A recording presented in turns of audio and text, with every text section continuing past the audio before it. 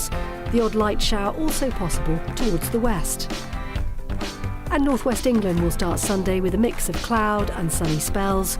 Most places dry, but a few showers also possible. A very breezy start to the day as well. The northeast of England, a mainly dry start to the day, with only an isolated shower likely over higher ground. Sunny spells for all, but also rather breezy. Southern Scotland, much less windy than Saturday, but it will still be breezy with strong gusts. There'll be a mix of sunny spells and scattered, locally heavy showers. Northern Ireland, starting Sunday, mostly dry with some sunny spells and scattered, at times heavy showers. Then remaining mostly dry for the UK with sunny spells and easing winds. Showers heavy at times will persist in the north and west. And that's how the weather's shaping up during tomorrow morning. We are GB News. We're right across this great nation. On TV, on radio, on digital. Absolutely everywhere. We don't talk down to you. We embrace all voices. With honest and civilised conversation. we're not part of the establishment. We're one of you. And we're only getting started. Join us on GB News, The People's Channel. Britain's news channel. Every morning from 6 o'clock, we'll wake you up with GB News Breakfast with all the stories you didn't know from the night before. So whether it's serious news, entertainment, or your own views from all over our great nation, we're here to kick off your day with a smile. The national media should be reflecting and reporting what's happening here. You will notice the northwestern accents. Whether you're with us on TV, radio, or online, every morning, it's breakfast from 6 a.m. Hope you can join us. Join us for Ministry of Offence, the comedy panel show that's just like the news, in that the left fights the right and it doesn't really seem to matter who wins. We cover the big stories. It was in fact a troop of baboons and not angry vegans. I like that. And the really important stories. Fat naked cow gets stuck in swimming pool. It's a headline in a lot of local newspapers. Yeah. We're on the same team, Nick. Yeah, but I'm just helping you. Join us for Ministry of Offence, Saturday nights, 8 o'clock on GB News. I'm Dan Wootton. Join me Monday to Thursday from 9 to 11 for the feistiest and most fun news debate on TV, where free speech reigns. I'll bring you a sharp take on the day's biggest stories, bombshell newsmaker interviews, and A-list guests. And I guarantee you, no spin, no bias, no censorship, and no reason to go to bed. That's Dan Wootton Tonight, Monday to Thursdays from 9 on GB News.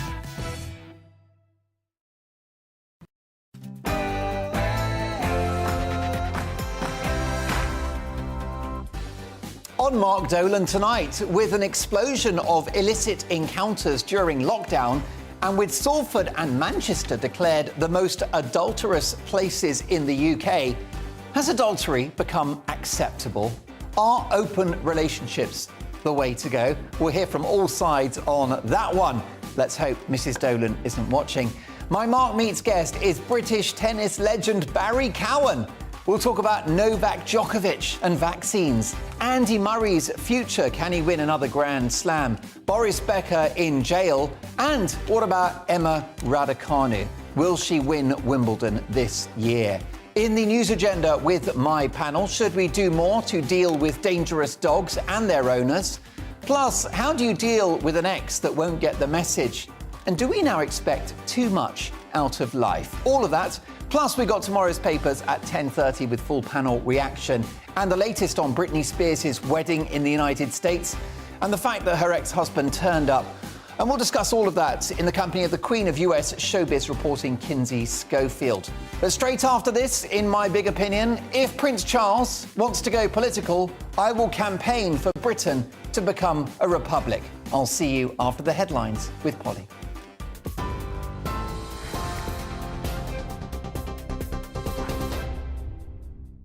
Mark, thank you. Good evening. The top stories on GB News.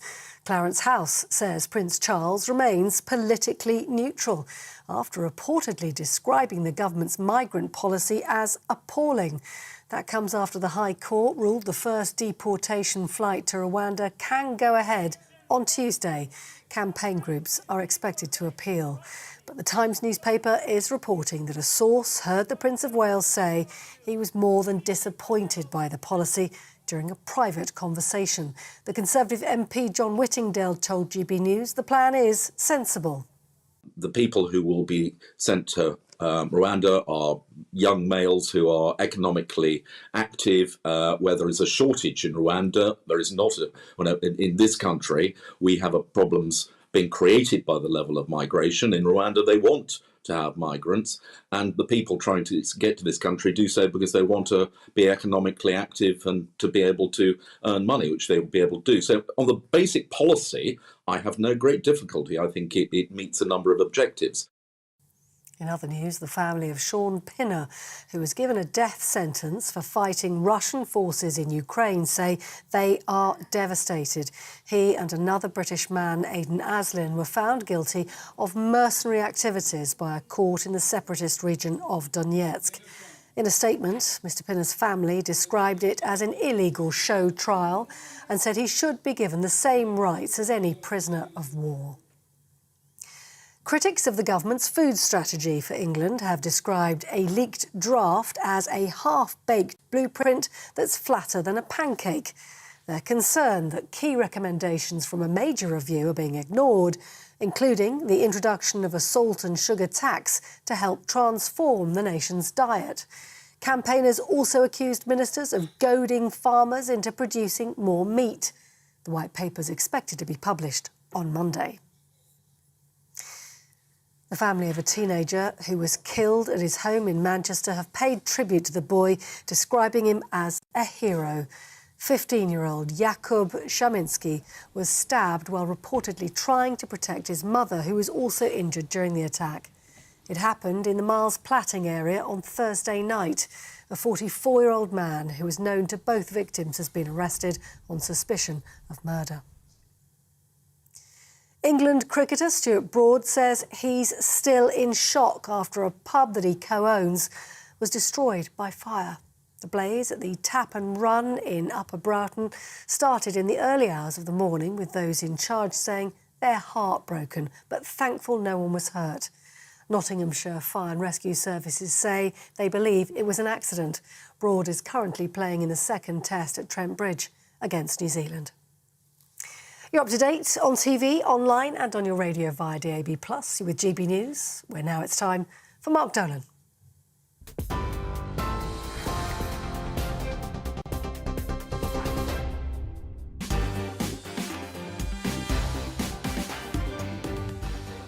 Welcome to Mark Dolan Tonight. In a packed Saturday night show with an explosion of illicit encounters during lockdown, and with Salford and Manchester declared the most adulterous places in Britain, is adultery becoming acceptable? Are open relationships the way forward?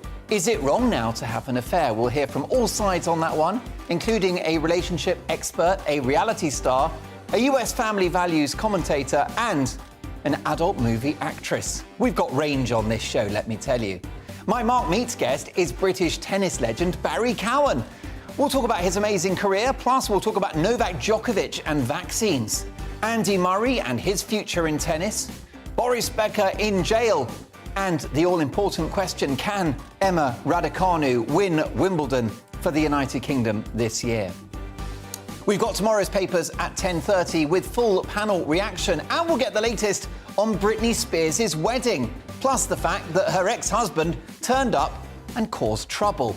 We'll digest all of that in the company of the Queen of US showbiz reporting, Kinsey Schofield.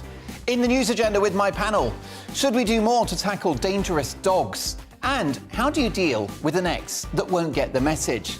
Plus, do we now expect too much out of life with social media and celebrities in magazines? Are we comparing ourselves to people whose lives are simply unattainable? Reacting to all of those stories and many more are my fantastic panel of comedian Josh Howie, love coach and relationship expert Nadia Essex, and journalist and broadcaster Benedict Spence. Now, I want to hear from you throughout the programme. Mark at gbnews.uk. You know the best bit of my show is when you get in touch. because this show is about one thing and one thing alone, and that is you. And remember, this programme has a golden rule. We don't do boring. Not on my watch. I just won't have it. So for the next 2 hours, big debates, big guests, a few laughs, and always big opinions. Let's start with this one.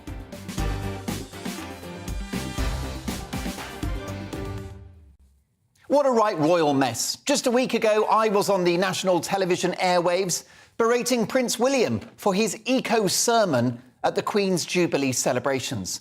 Well, another week and another top royal makes things political. This time, it's the green-fingered, architecture-hating, adulterous crank, Prince Charles.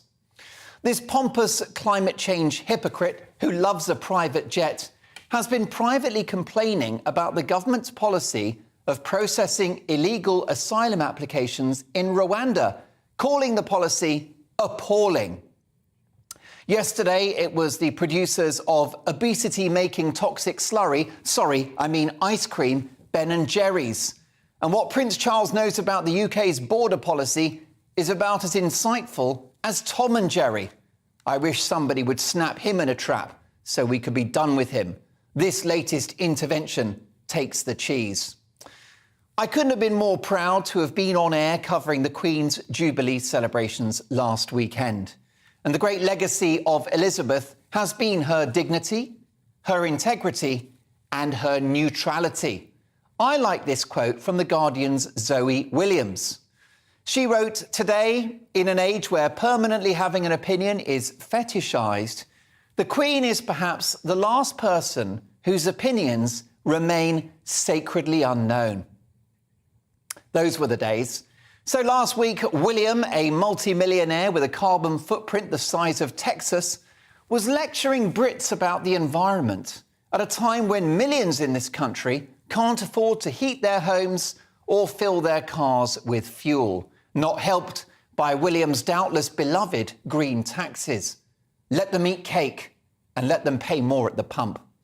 And now Prince Charles, a man who owns 6 houses, enjoys opulent private transport, boasts wardrobes full of Savile Row suits, and a man who enjoys a coterie of devoted staff, wants to have his 2 pennies worth about our border policy and government attempts to tackle the evil business model of gangsters who are effectively modern-day slavers or worse.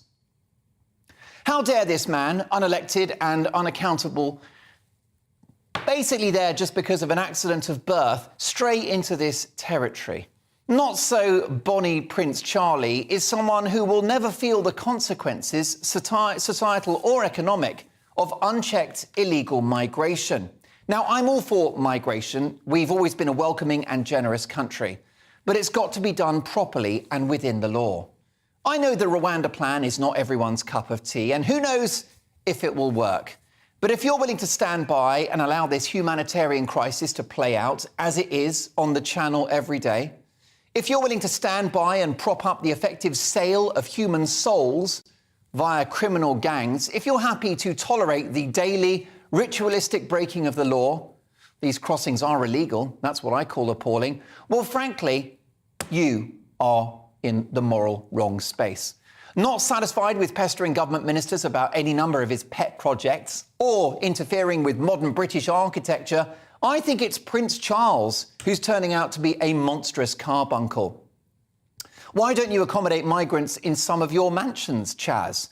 One of your massive marble bathrooms, paid for by us, could probably accommodate a family of 4. That's what I call a royal flush.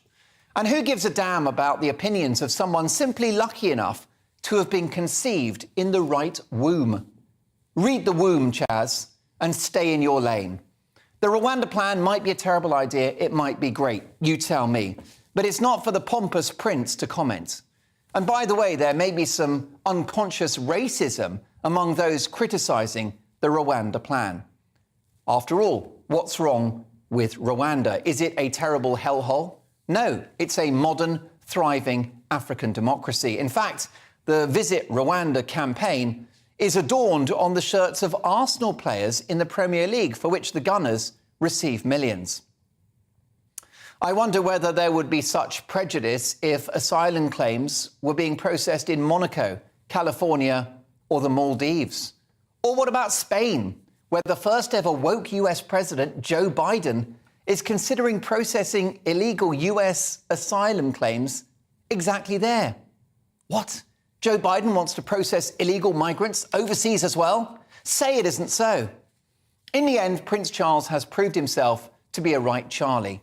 The role of the royals is to open supermarkets and hospital wings, to kiss babies and to receive bouquets of flowers. Their job is to represent us abroad, pose for photos and fly the flag for UK PLC. Nice work if you can get it, not a bad living. Their job is not to get involved in politics, even if it's from remarks the palace are now trying to disown. They've said the prince remains neutral. Tellingly, however, the palace have not denied that those are his views. I'm a big fan of the royal family, and I'm willing to give Charles a chance. Of course I am. And for me, having a monarchy is a typically British idea, slightly bonkers on paper, but it works. And I love tradition. I love the pomp and ceremony, and I love the Queen. But having had a brief preview of our next head of state, I don't much like the look of King Charles, the moaning monarch, the cantankerous crown, the campaigning king. And if this intervention is the shape of things to come, count me out. It's a king-size mistake he's making.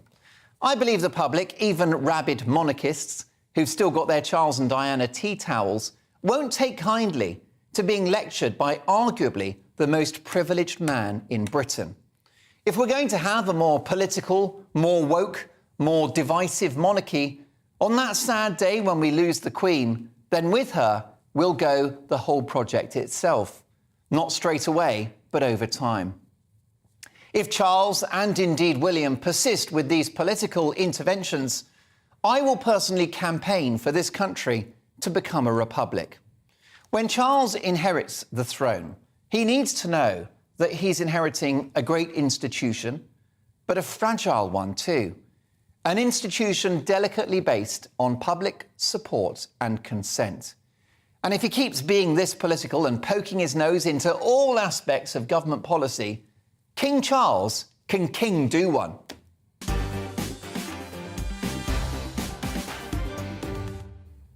Reacting to the big stories of the day is my brilliant panel of comedian Josh Howie, journalist Benedict Spence and relationship expert Nadia Essex. Nadia, if I could start with you, do you think it's any of Prince Charles's business how we process illegal asylum claims in this country? Well, no, not really. But he hasn't said it publicly, has he? And I'm assuming that... No, indeed. And the palace have said he remains vigilantly neutral, but he was overheard making these remarks. More evidence, Nadia, of a highly politicised prince.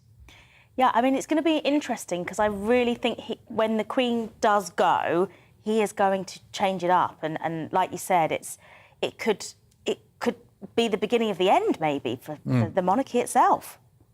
Well, yeah, I mean, do you want to know the opinions of the royals, Nadia? Not really. I mean, yeah, I like to... it's like seen and not heard. You know what they do with children? Like, I like to look at them, but I don't really... I'm not interested, really, what they have to say too much. I mean, yeah, why does anyone care? Well, Josh Howie, what's your view on this? Because, you know, admittedly, these were private comments, except that we've never heard the private comments of the Queen, have we? So Charles is clearly more vocal in his political views than our current monarch. Yeah, whether it was like he intended it to be leaked or not, I guess we're going to find out in a future season of The Crown what actually happened. I'll wait till then. Which is basically a documentary about the royal family, isn't it? That's the way I see it, yes. What do we think, though? I mean, do you want to know what Prince Charles thinks about the Rwanda plan? No. No, I don't. I don't really want to know what he thinks about anything. His job, as you say, is to sort of just, hello, that's there. Get that wrist thing going on and enjoy the polo and whatever else he gets on with. Yeah, that's it. Give it the wrist action. I do think that there is a potential constitutional crisis coming, Benedict Spence, in the reign of King Charles. I just think it's a sort of a... I know it presses a lot of buttons. A lot of people feel very strongly about the Rwanda plan, but actually, given the numbers of people that will be involved and given the type of people that are going to be involved, it strikes me as a bit of a non-story, really, for him to get involved in. I actually don't have too much of an issue with the idea of the head of state, members of the royal family, opining on certain things. Every now and then I actually think it might be quite useful to know what direction the literal establishment would like us to go in. I think for them to give us a heads up would be quite good. But I think you're right. He risks causing a bit of trouble for himself and the institution if he decides he's going to wade in on every little thing, especially things that might ostensibly be quite popular. Now, I know that it's framed Rwanda as being this quite sort of hardline attitude, but, the UK is not the only country to do this sort of thing, and immigration is a hot topic and has been in this country for a very long time. Successive governments have failed to get a handle on it. At the very least, this government does appear to be trying to come up with a solution. Whether or not you think it's the right one is beside the point. For the future head of state to wade in and call it appalling without appearing to give us any sort of viable alternative, I don't think that's a particularly sensible thing. Whether or not you agree with him, I think that's creating a bit of that's creating a rod for his own back, I think. Josh Howie, he's entitled to have a political opinion simply by relinquishing his royal titles. If he wants to have opinions, then just do a Harry. Yeah, go to America, the Prince Charles podcast that never actually gets made. He can go and dish the dirt on himself in an Oprah Winfrey interview. And then just enjoy California. It's very beautiful out there. Well, this time of year, it's certainly not bad, is it? I do wonder what would happen if this sort of opinion, this politics, was to come from our next monarch, from King Charles. That's the issue, isn't it, in terms of, neutrality and all of the rest of it, Nadia? Yeah, and as you say, I think that we're so used to the Queen, just getting it perfect, and that, we never hear leaked stories about her opinions. It's always, she's very neutral. And so it's going to be it's going to be a shock, I think, to a lot of people, because we're just so used to her way. She's just so naturally neutral. And he clearly isn't. And it's going to be a whole brand new UK. Yeah, well, there's a thought. What do you think about this? Do you welcome or reject Prince Charles's intervention, albeit spoken privately, in relation to the Rwanda plan? Let me know, Mark at gbnews.uk. Lots more to come in tonight's programme. We'll be discussing later this hour, should we do more to deal with dangerous dogs? The owner of a dog that murdered a child has gone to jail for 7 years. But what do you think about dangerous breeds? Should they be outlawed? Should we be tougher with the owners of these dangerous animals, many of whom are being used as a weapon? But next up in The Big Question, has adultery become acceptable? We'll discuss that in 2 minutes.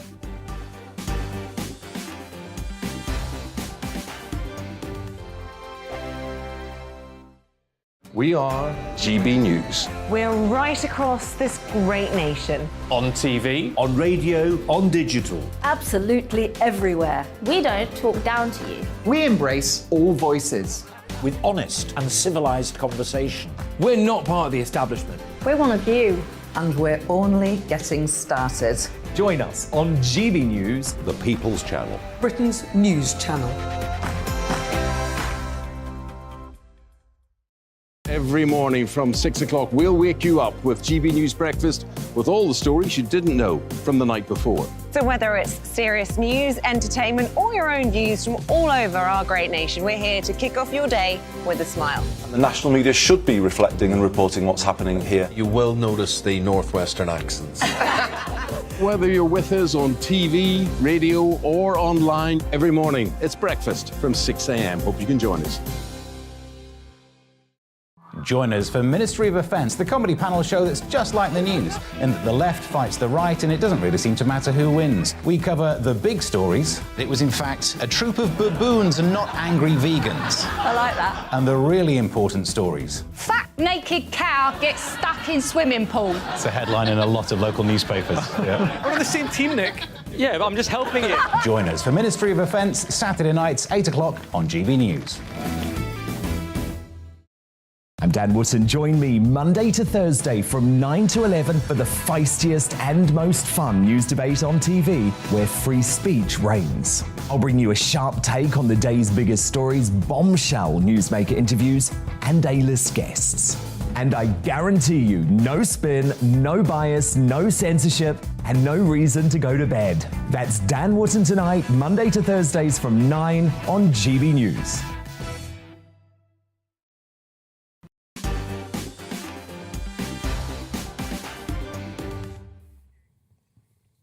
Marion has emailed the programme. Do you think Prince Charles has gone too far with his comments about the Rwanda deal, the Rwanda policy to process illegal asylum claims abroad? This from Marion, who says, Mark, your monologue was brilliant, very supportive of the UK. And although I do like Prince Charles, I'm sick of the privileged elite on the side of illegal migrants coming to this country. It's about high time Prince Charles was proud of the people of this country and stopped making us out to be racist, just like her son, Prince Harry, did. Strong views there from Marion. How about this from Alan? Mark, how do your comments sit with the fight for freedom of speech? The man is entitled to his opinion and privacy to talk about what he wants. Just remember, all the armed forces take the oath of allegiance to Her Majesty the Queen, her heirs and successors, and to defend them against all enemies. See you on the streets then. The question should be, who leaked his private thoughts and why? Thank you for that, Alan. And one more from Clive. Dear Mark, get a plumber into the palace to fix the leaks. Nicely put. Great stuff. Keep those emails coming, mark@gbnews.uk. Well, it's time now for the big question, in which we tackle a major news story of the day. Tonight, following an explosion in online romantic hookups during lockdown, should we rethink our attitude to the idea of having an affair? Ashley Madison, the online dating service tailored to people who are already married or in relationships, announced this week that Salford and Manchester are the most adulterous places in Britain. So are open relationships becoming the new normal? Are they desirable? Has adultery become acceptable? Well, to debate this, I'm delighted to welcome Lucy Beresford, a relationship expert and psychotherapist, Armin Brott, a US family values and parenting author, David McIntosh, a former Royal Marines commando and reality star, and speaking of stars, adult movie actress Brooklyn Blue. Great to have all four of you with me. Let me start, if I can, with you, Lucy. Is adultery still wrong? Well, it isn't necessarily my place to pass judgment on something like that, but what we have noticed is that increasingly people are putting their relationship fulfillment as a priority, particularly probably after the pandemic and the number of lockdowns that led many people who were at home with their loved ones ended up seeing those people as not quite so loved ones. And I think people came out of the pandemic thinking, okay, so how do I want my relationship to be? How do I want my sex life or my love life to be going forward? And if you think that many of us could live to over 100, that means that quite a lot of people in their 40s or 50s, maybe even younger in their 30s, are saying, is this relationship working for me? And if it isn't, what am I going to do about it? And I think that shines a spotlight on whether monogamy is what people are really looking for in the 21st century. David McIntosh, is monogamy, is having one partner for life unnatural? Well, let me be straight, Mark, to be honest. I'm a realist, I'm not a saint. Let me say that first and foremost. But let's look at the negative connotations that come forth or spring forth from such a debaucherous notion. Fatherless, motherless children. And let's go forward to a more sinister aspect of it. Domestic violence, suicide. All these things come from adultery. So for anyone to sit there and say adultery is fine, or we should push forward into a more adultery or not monarchy, polygamy, that's sick. That is a twisted view. That is really a twisted view. So you think that actually, if the state and if society gets, you know, sort of down with the idea of adultery, if it becomes acceptable, that's going to be bad for the country? Well, of course, it's the end of family life. It's the, and I jest, but young Johnny Rocket or Sue Ryder is not going to be happy if Lexington Steele or someone else comes around on the weekend and is playing father figure. Do you know what I mean? It's like, come on, let's be real. If adultery happens or polygamy is, you know, left to run riot, there's going to be no family. The family values are going to be crushed. They're going to be finished. It's going to be done. Okay? And love is not going to exist. And love is the ultimate power of life. Armin Brott, you are a family values and parenting author. You were nodding your head there at what David had to say. Well, I agree with him completely. I think adultery is perfectly fine from the perspective of the person who's having the adulterous affair, because they're in some sort of ecstasy of self-gratification, and they really don't care about anybody else. But from the perspective of the person who's being cheated on, it's a terrible thing to do. And I can say that as somebody who had a wife cheat on him. It really is absolutely a miserable way to treat people. And it comes from this tremendous self-centeredness that my feelings are more important. I'm not feeling fulfilled, therefore I can do whatever I want. You know, if you're not feeling fulfilled, get a divorce, break up like a normal person, and go start a new relationship. But when you start a relationship with somebody else, when you're in another relationship with somebody who trusts you, who loves you, who has exposed them their most inner feelings, you are absolutely destroying another person. And as the guest just said just a second ago, what about the kids? You're showing the kids that you can just walk in and out of relationships anytime you want. I'm not a prude about these things, but I think if you'd want to end a relationship, end the thing. But think about the person whose life you are destroying and the kids whose lives you are destroying before you start hopping into bed with somebody else. Armin, I'm really sorry to hear about your situation. Did your wife's adultery end the relationship? Absolutely. It was the end of the trust. That was it. I felt I could no longer trust this person. And I have trust is a big thing for me. And I think it's a big thing for everybody. And if she would have said, look, we're not getting along, I'm not feeling fulfilled, whatever it is, I love the guy across the street, I would say, fine, let's get a divorce and we'll move on and we'll explain this to the kids. But when you go off and, you know, she did in the middle of dinner, would get up, walk out of the house and go across the street to be with her boyfriend. It was just humiliating, and it was unnecessary to do that to me. And it's not only me. I mean, this is happening all over the place. You humiliate the other person and you put them in a terrible spot. So I just think it's a question of, we've lost in our society these days common decency about how to treat other people. And if this is my used to have these conversations with people, I would be with teachers in my kids' school, that I don't care if they can't quite get the 4 times table or something else. If they haven't figured out how to treat other people, they have no business learning anything else. And that's what it really comes down to. I have no problem with people breaking up relationships and going off and starting something new. It's how you end it and what you put the other people, your children, your spouse, everybody else in your family through. Brooklyn Blue, you are an adult movie star. Do you think open relationships are the way to go? I mean, as far as I'm concerned, adultery in itself is wrong. I do not agree with it. I think it is completely wrong. There are some relationships out there that agree between themselves to have an open relationship. I'm not one of them, but there is couples that do it.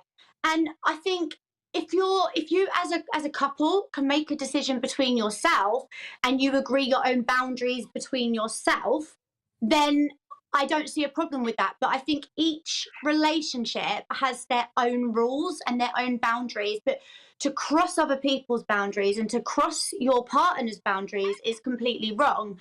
As far as I'm concerned, adultery is wrong. But the open relationship thing, I mean, there's a lot of people that are doing that. And I think along the adultery side, I think it's just society in itself. It's just got easier for people to do it.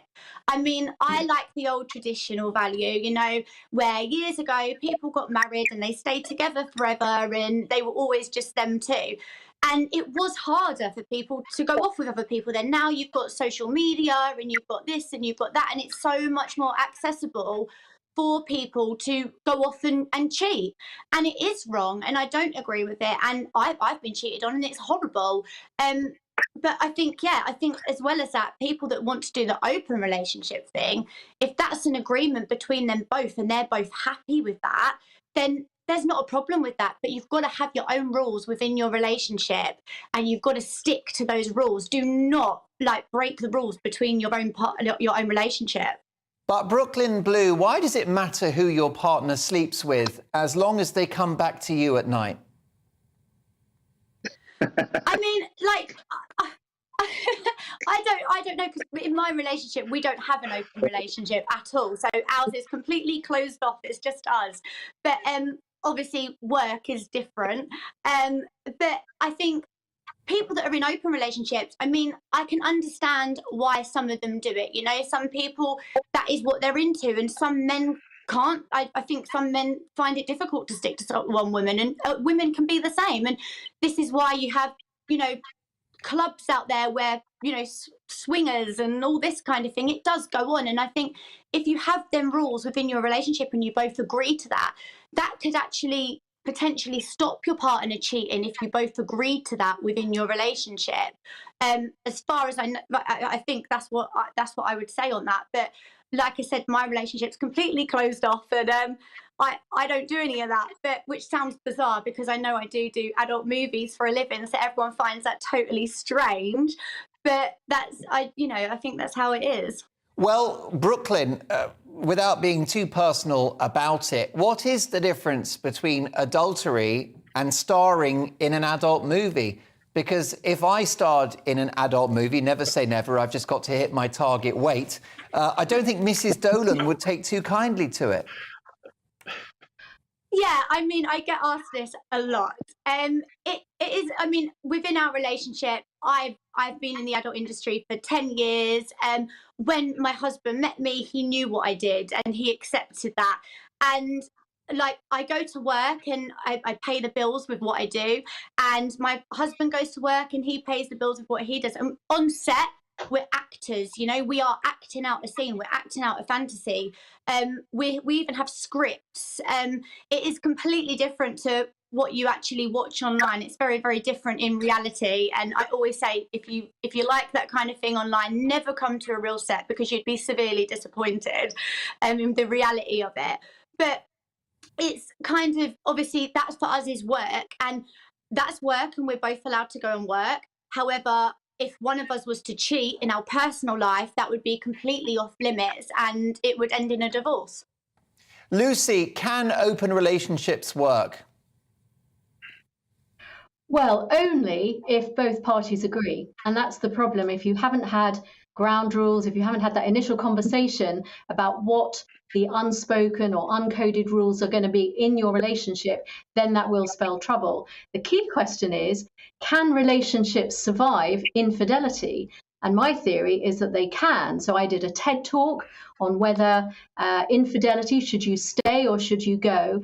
And whilst for very many people, they imagine before it happens to them that they would say, oh, definitely, one strike and you're out. I would never countenance staying. But if you are emotionally invested in your partner and you discover that they have betrayed you, that puts you in a very different position. And you suddenly have to confront whether you want to end everything or rebuild it. Now, even if, so a couple creates the couple, I think we can all agree. And therefore, even if your partner is the person who has betrayed you and is therefore on some level 99% responsible for the pain that you are now wading through at the moment, that still leaves 1% for you to look at and explore and really examine what was it about your current relationship that left it vulnerable for being perhaps attacked by infidelity or betrayal. And what I have seen in the clients that I've worked with, not if it's a repeat offence. Let's be clear. If you are married to someone who traduces the rules over and over again, then at that point you have to protect yourself and walk away. But if it's a one-off adulterous affair or if it was maybe a one-night stand, actually you can talk about it and really work with your partner to get them, it's their responsibility to repair that breach of trust, to repair the damage that they have caused. But the two of you need to look at what led your relationship to be vulnerable to an affair in the first place. Yes, I mean, look, here's the question, David. Do you think that we are getting more and more liberal about sex? Is that the direction of travel in society? Oh, yeah, 100%, 120% what you just said there, Mark.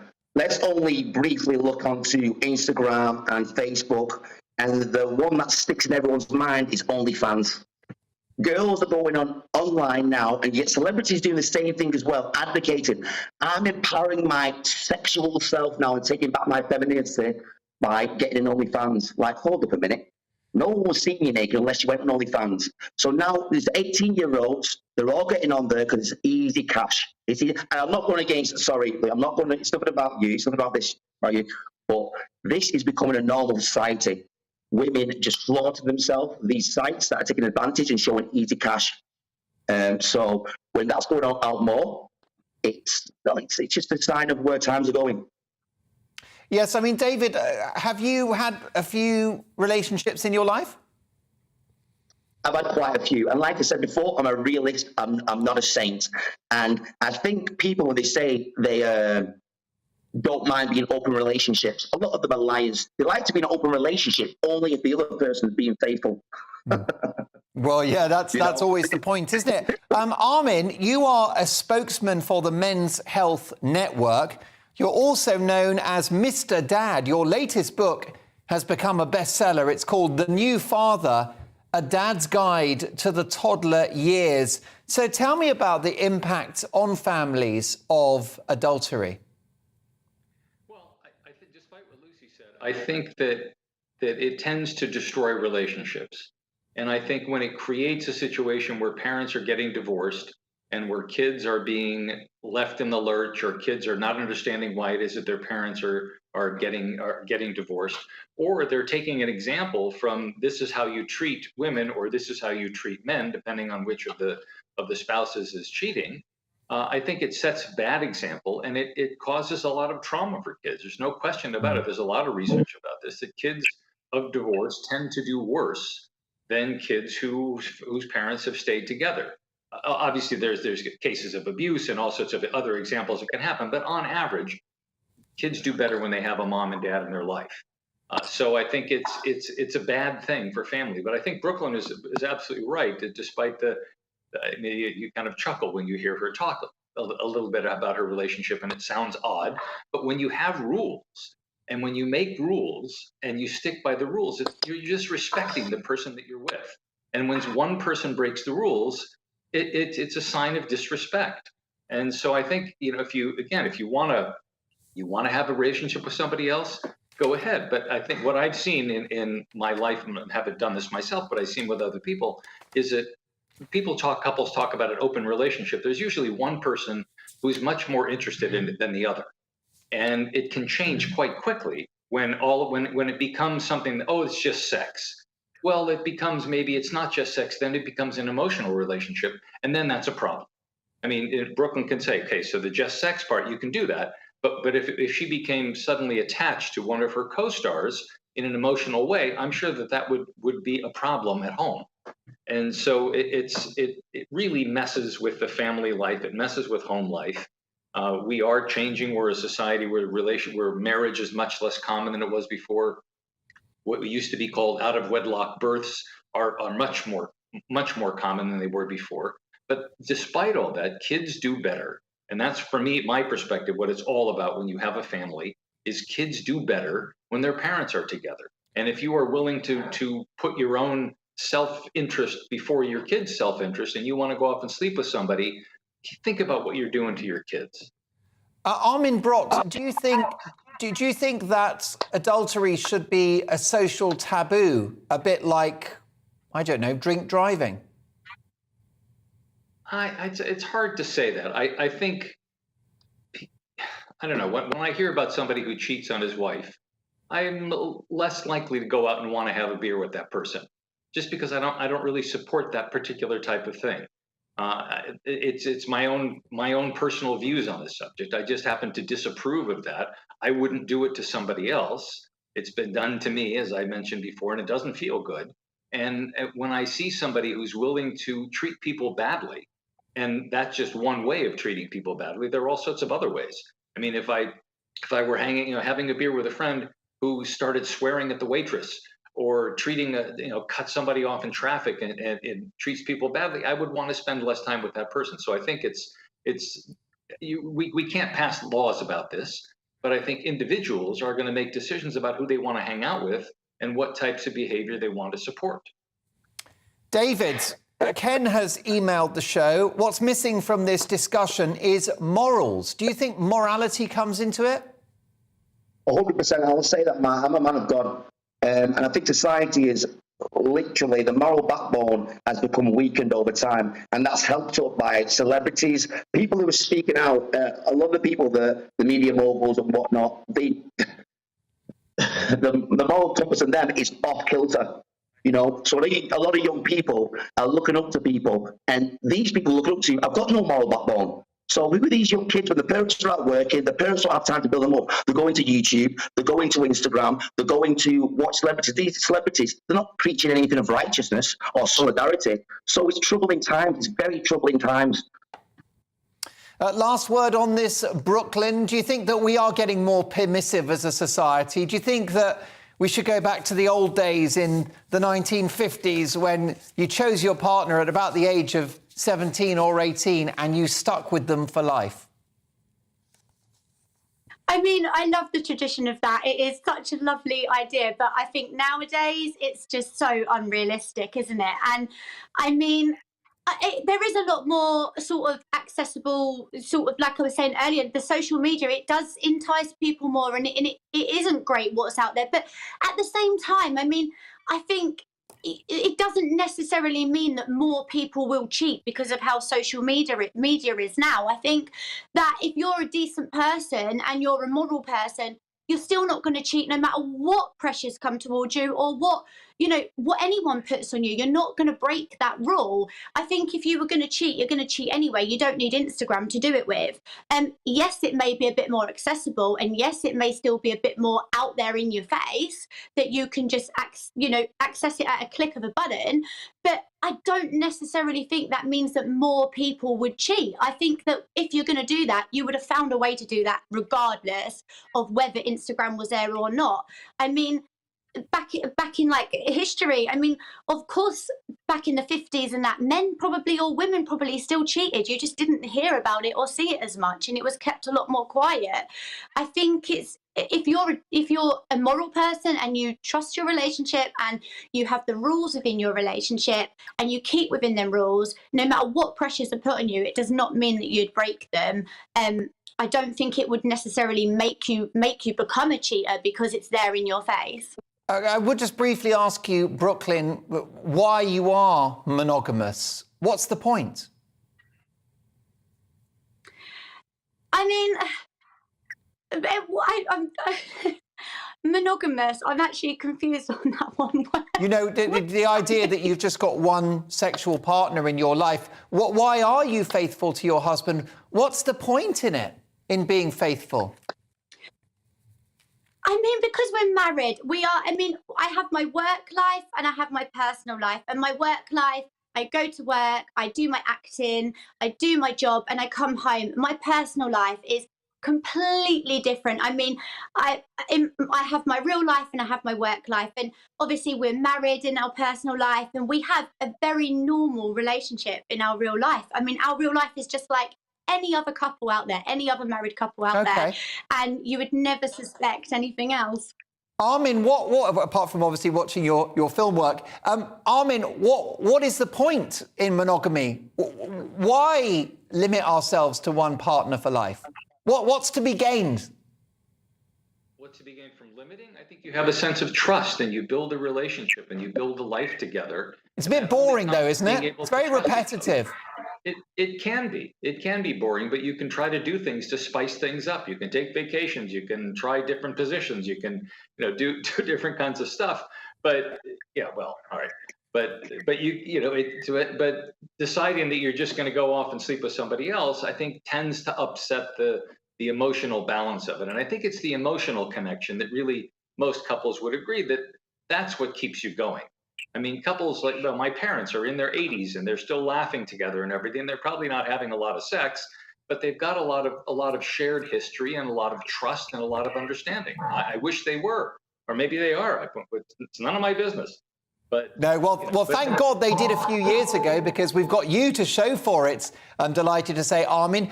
Briefly, David, what are your thoughts about this? What is the point in having one partner? Where's the payback? Well, it's not a payback for you. It's a payback for your legacy, your children. Because I'm sure the children wouldn't want you, bouncing around, partner to partner. So like I said, it's an unselfish act. It's not for you. Of course, people like to go sleeping around. Unselfish act. It's not for you. It's for your children. And that's what it is. And beyond anything else, when you're with one partner, the love grows and it's deeper and it's more, and the grass isn't always green on the other side. You might think it is, but it's not. Let's be honest, it isn't. So yeah, do it for the children, not for yourself. I repeat, do it for the children, not for yourself. Okay, brilliantly put. Full disclosure, I'm in an open relationship. I just haven't mentioned it to Mrs. Dolan yet. So good luck with that when I get home. Listen, let me tell you that Armin Brott is known as Mr. Dad in the United States, a best-selling author and a spokesman for the Men's Health Network. His latest book is called The New Father, A Dad's Guide to the Toddler Years. Also, my thanks to David McIntosh, a former Royal Marines commando, reality star and a very good friend of this programme, and another good friend of this show, adult movie star and broadcaster Brooklyn Blue. Brooklyn, great to see you again. And unfortunately, we lost the line to the brilliant Lucy Beresford, who is a relationship expert and psychotherapist. What do you think? Has adultery become acceptable? Mark at gbnews.uk. Well, 30.2% of you say yes, adultery is now acceptable, but 69.8%, 69, that's an unfortunate figure, say no. I'll get to more of your opinions shortly, but next in the news agenda with my panel, should we do more to deal with dangerous dogs and their owners? See you shortly.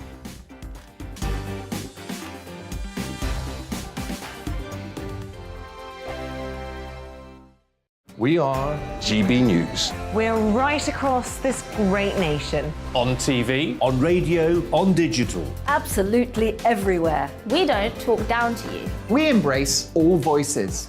With honest and civilised conversation. We're not part of the establishment. We're one of you. And we're only getting started. Join us on GB News, The People's Channel. Britain's news channel. Every morning from 6 o'clock, we'll wake you up with GB News Breakfast with all the stories you didn't know from the night before. So whether it's serious news, entertainment, or your own views from all over our great nation, we're here to kick off your day with a smile. And the national media should be reflecting and reporting what's happening here. You will notice the northwestern accents. Whether you're with us on TV, radio, or online, every morning, it's breakfast from 6 a.m. Hope you can join us. Join us for Ministry of Offence, the comedy panel show that's just like the news, in that the left fights the right and it doesn't really seem to matter who wins. We cover the big stories. It was in fact a troop of baboons and not angry vegans. I like that. And the really important stories. Fat naked cow gets stuck in swimming pool. It's a headline in a lot of local newspapers. Yeah. We're on the same team, Nick. Yeah, but I'm just helping you. Join us for Ministry of Offence, Saturday nights, 8 o'clock on GB News. I'm Dan Wootton. Join me Monday to Thursday from 9 to 11 for the feistiest and most fun news debate on TV, where free speech reigns. I'll bring you a sharp take on the day's biggest stories, bombshell newsmaker interviews, and A-list guests. And I guarantee you, no spin, no bias, no censorship, and no reason to go to bed. That's Dan Wootton Tonight, Monday to Thursdays from 9 on GB News.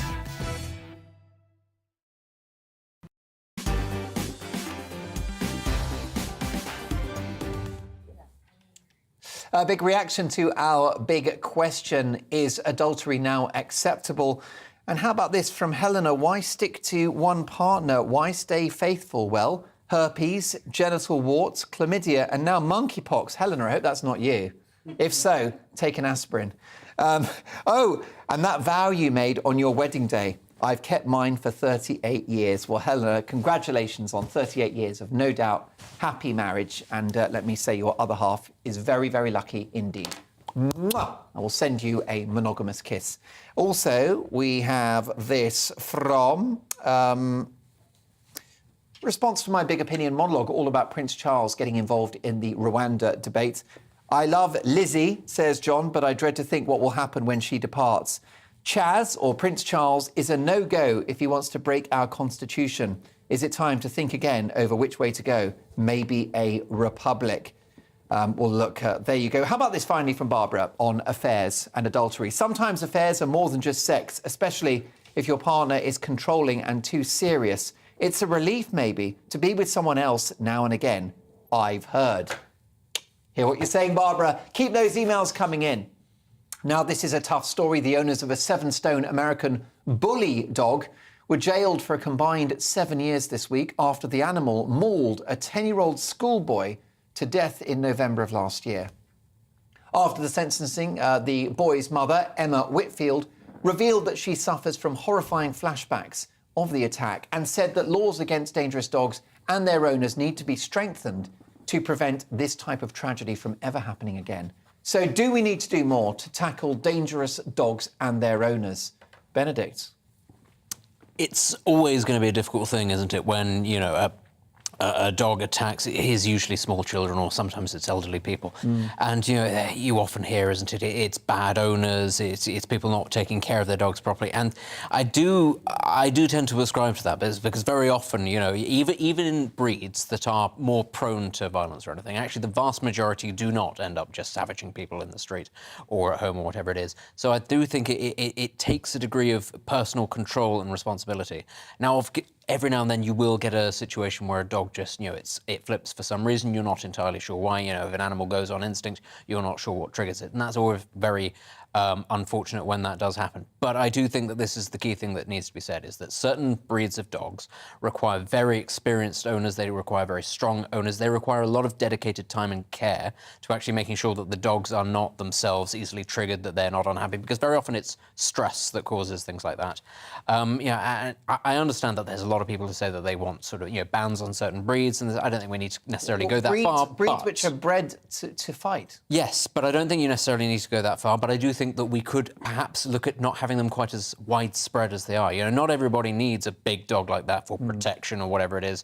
You know, some people claim that they do, and very often that's used as an excuse for having them. I don't think that's necessary, but I don't think that it is entirely, you know, it's rarely the fault entirely of the breed, even if they may have a tendency towards violence. Ultimately, it has to come down to the owner. And so I do think slightly draconian sentences, that does, you know, it does send a message to people that actually, you know, if you do have a dangerous dog or a dog that can potentially be very dangerous, you need to take it really, really seriously. Well, I think a pit bull, Nadia, is a bit like, I don't know, a knife or a handgun. It's another weapon, potentially. I feel like this is our guns. Like from America, they, you know, anyone that's got that type of breed of dog is very much like it's the owners, it's not the dog. It is the dog.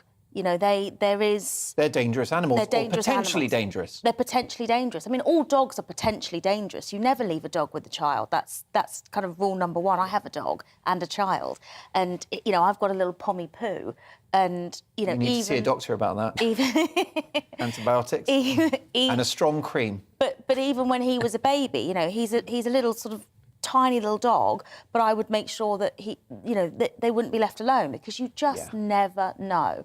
And these big, massive dogs, ban them, get rid of them. We don't need them. This story as well is disgusting, that they got 7 years between them. Yeah. They killed a child.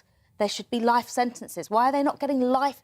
If they bit a child, then 7 years, but to kill a 10-year-old child, and you get... And a 10-year-old child, I mean, if you think a 10-year-old child, you've got kids, I've got kids, right? That's quite a big human being, a 10-year-old child, and yet murdered by a dog. Shows how dangerous they are. I'd say murdered by the people who own the dog. They knew that the dog was violent. They knew that there are multiple examples of that dog attacking other people, I think they should have got much more than that. And I also agree that these species are not necessary. They shouldn't really exist, should they? Well, I don't know whether they can exist or not. I just don't feel. I mean, I don't want. I'm not saying the youth. It's not their fault for being born. But that's the problem. If you say that these breeds shouldn't exist, that means that lots of dogs that will never attack anybody and that might be very well behaved because their owners are responsible will be euthanized actually for no real good reason. But people do fundamentally need to understand that, as you say, it doesn't matter if it's a giant, if it's bull mastiff, if it's a chihuahua, they're pack animals, and the dynamics of their pack revolve around hierarchies. And if a child is in that hierarchy, the dog will sense, even if it has some sort of affection or affinity for the child, that it should be ahead of the child in the packing order. Yeah. So that's, that needs to be taken into account. People can't think of them as children; they are pack animals. And the problem is that people, because for their dogs are family members, they assume, no, this dog would never attack. No, he's never attacked. He's never ever friendly. And that is where a friend of mine, their kid, has got a scar for life now from exactly Absolutely that. shocking. We'll return to this subject soon, but next up, tennis ace Barry Cowan and much more. See you in 2.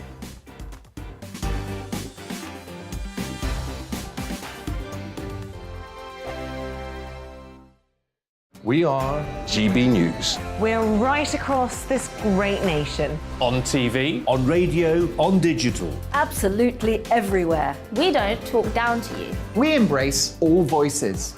with honest and civilised conversation. We're not part of the establishment. We're one of you. And we're only getting started. Join us on GB News, the People's Channel, Britain's news channel.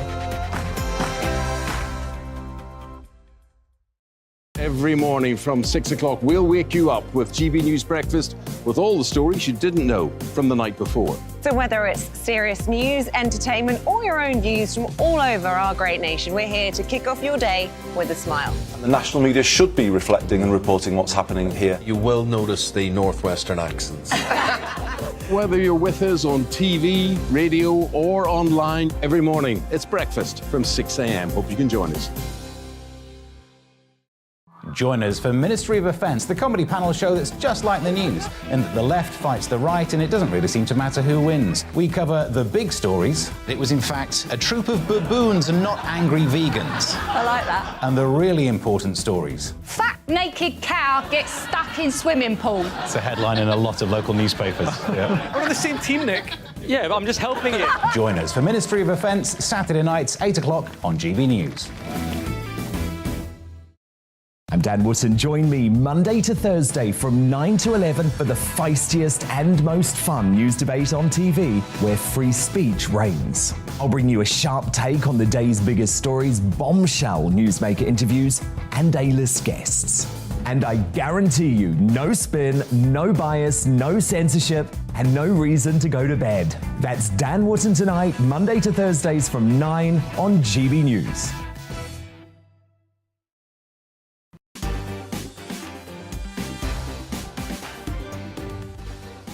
It is 10 o'clock and this is Mark Dolan Tonight. Coming up, my Mark Meets guest is British tennis ace Barry Cowan. We'll talk about Novak Djokovic. Where does he go in his career from here? Andy Murray's future as well. Can he win another Grand Slam? Boris Becker in jail. And what about Emma Raducanu? Can she win Wimbledon this year? In the news agenda with my panel, how do you deal with an ex that won't get the message? And do we now expect too much out of life? We'll also look at tomorrow's papers at exactly 10:30 with full panel reaction and all the latest on Britney Spears' wedding with UK and US showbiz queen Kinsey Schofield live from Hollywood, California. First, the headlines with Polly Middlehurst.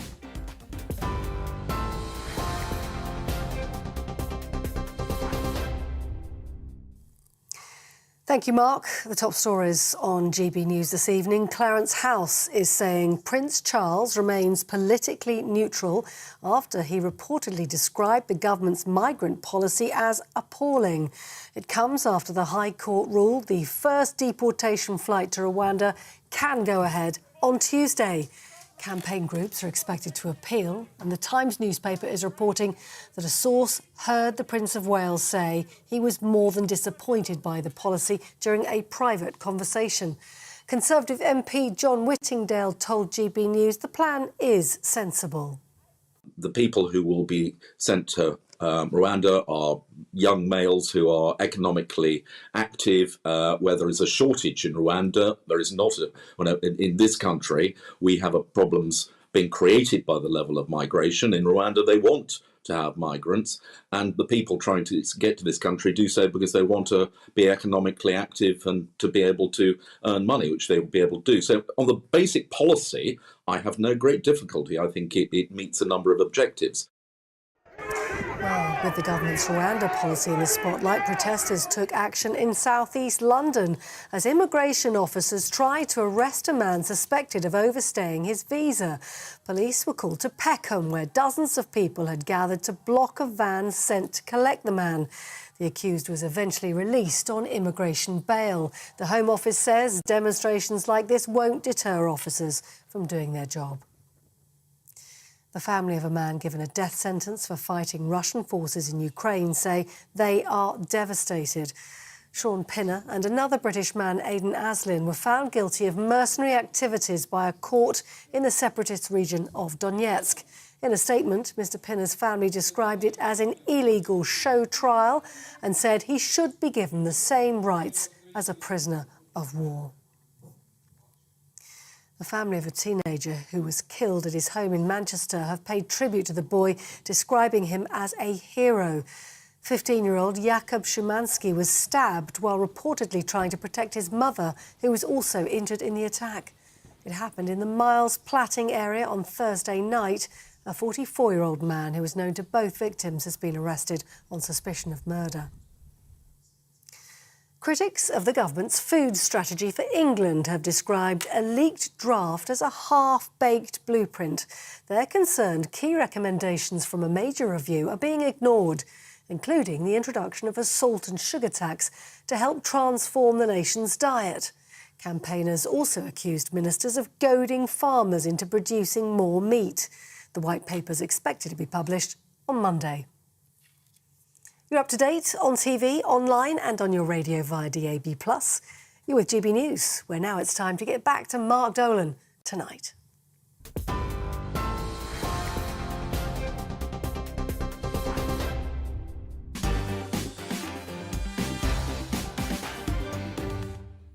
Welcome to Mark Dolan Tonight. Big stories, big guests, big opinions. In the news agenda with my panel, how do you deal with an ex that won't get the message? And do we now expect too much out of life? Plus, another topical game show and tomorrow's papers, hot off the press at exactly 10:30 sharp, with full panel reaction. And all the latest on Britney Spears' wedding with US showbiz queen Kinsey Schofield. Plus, Donald Trump has fallen out of love with his own daughter. We'll get more on that live from Hollywood, California at 10:20. But first, it's time for Mark Meets.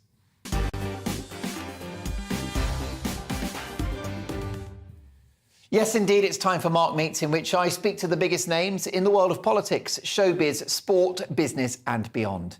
Tonight, British tennis legend Barry Cowan, who appeared regularly at Wimbledon as well as qualifying for the US Open at Flushing Meadows.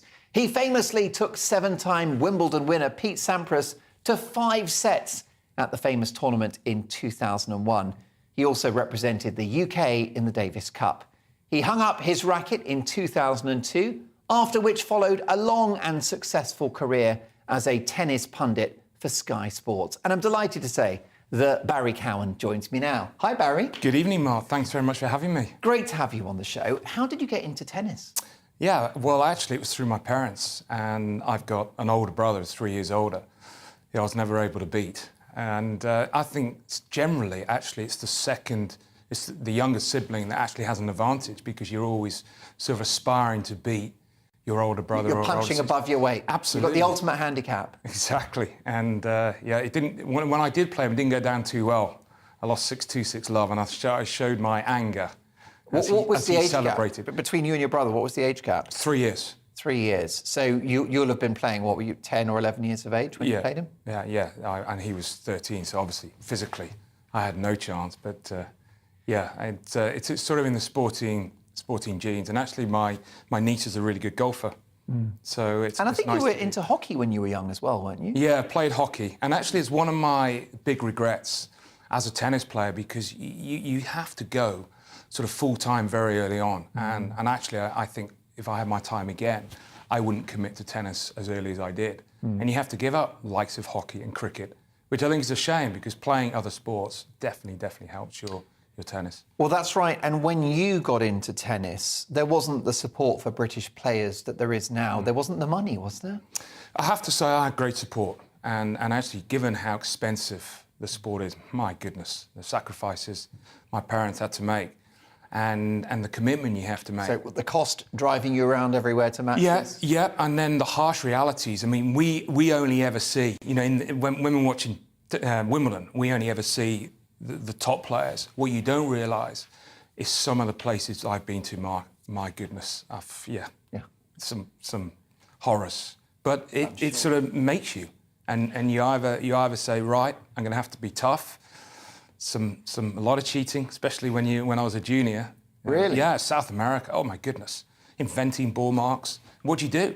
I mean, you've got to play hardball. But I think actually it toughens you up for the longer term. So 10 great years as a pro.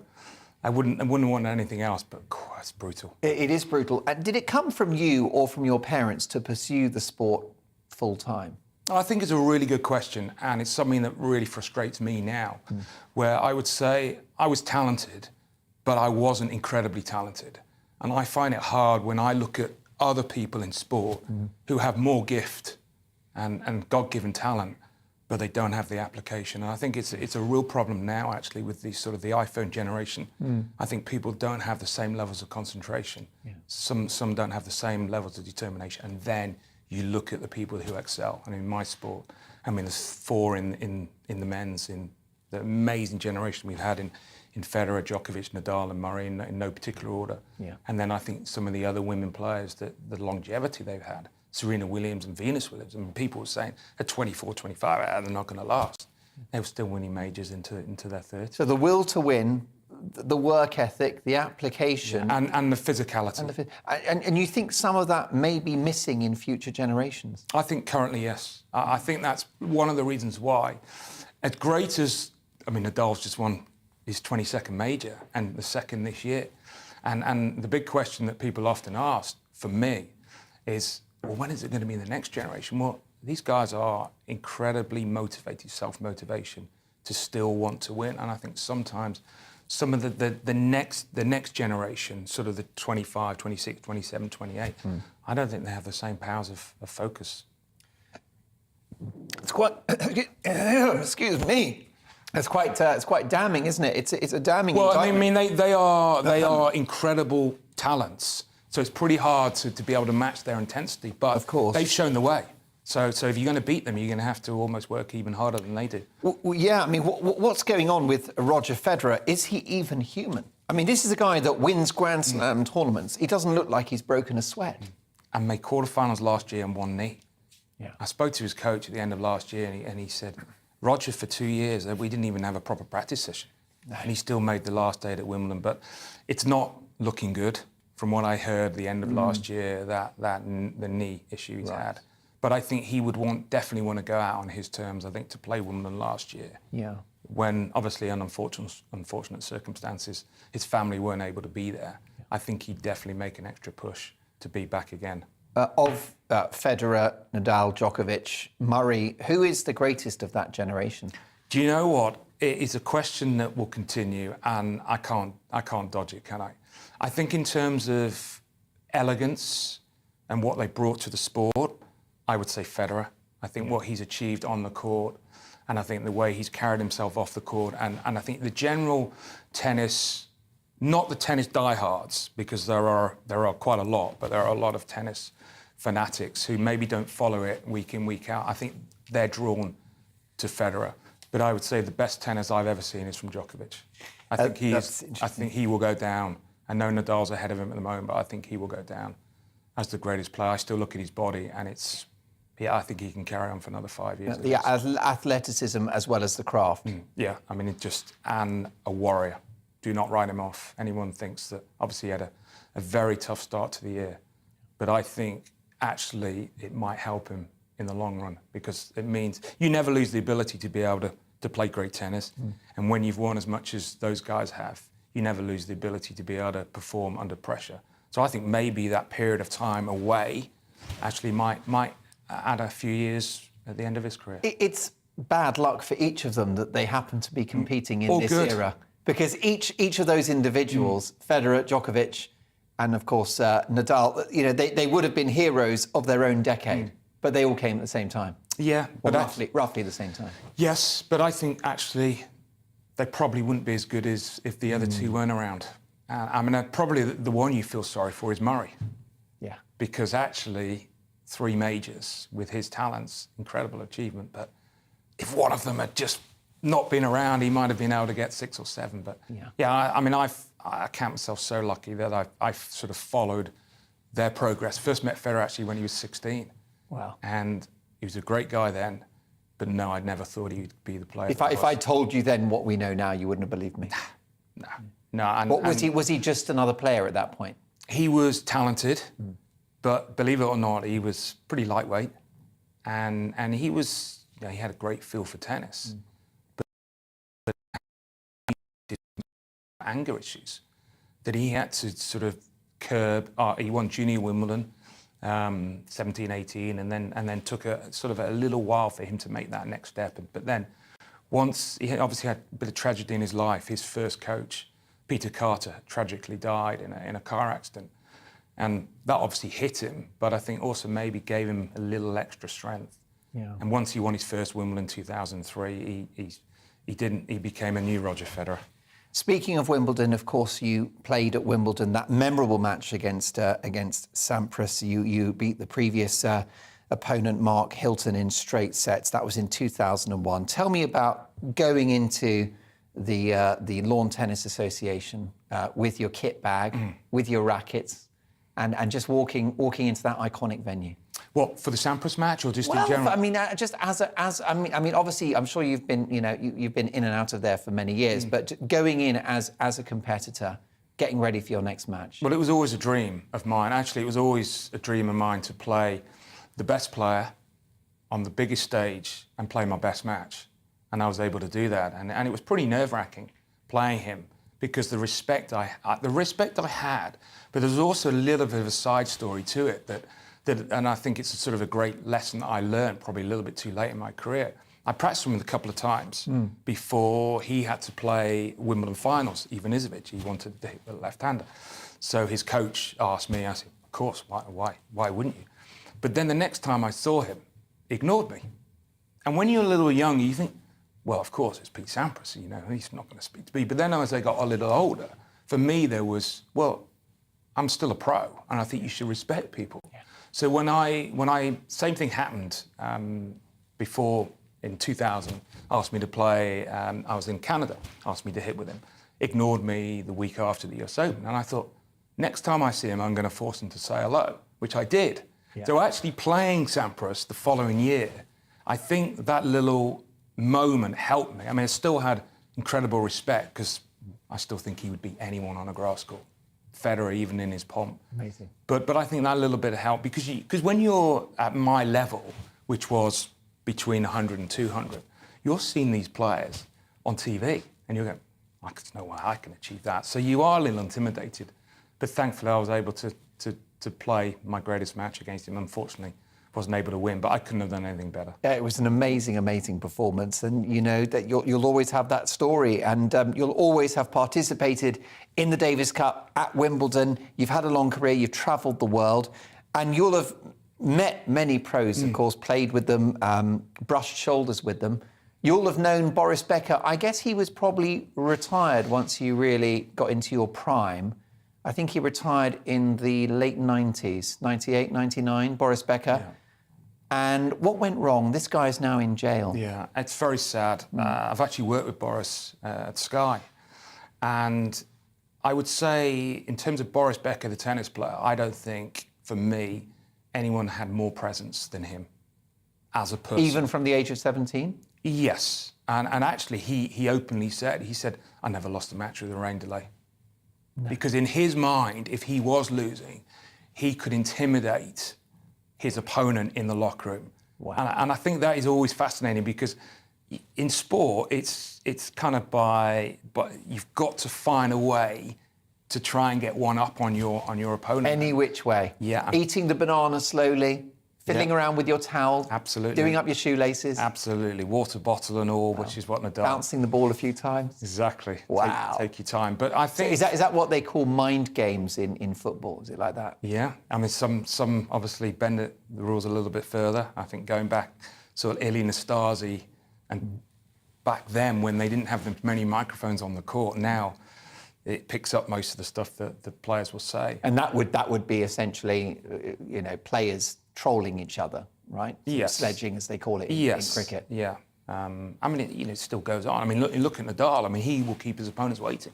I mean, it's a Nadal time, and the time he takes between points. But if he's going to get away with it, why wouldn't he carry on doing? But sort of with Boris, I think that it's something that he was an incredible tennis player and earned a lot of money and was put on a pedestal. And I think sometimes maybe they don't have the right guidance, the right input at an early age.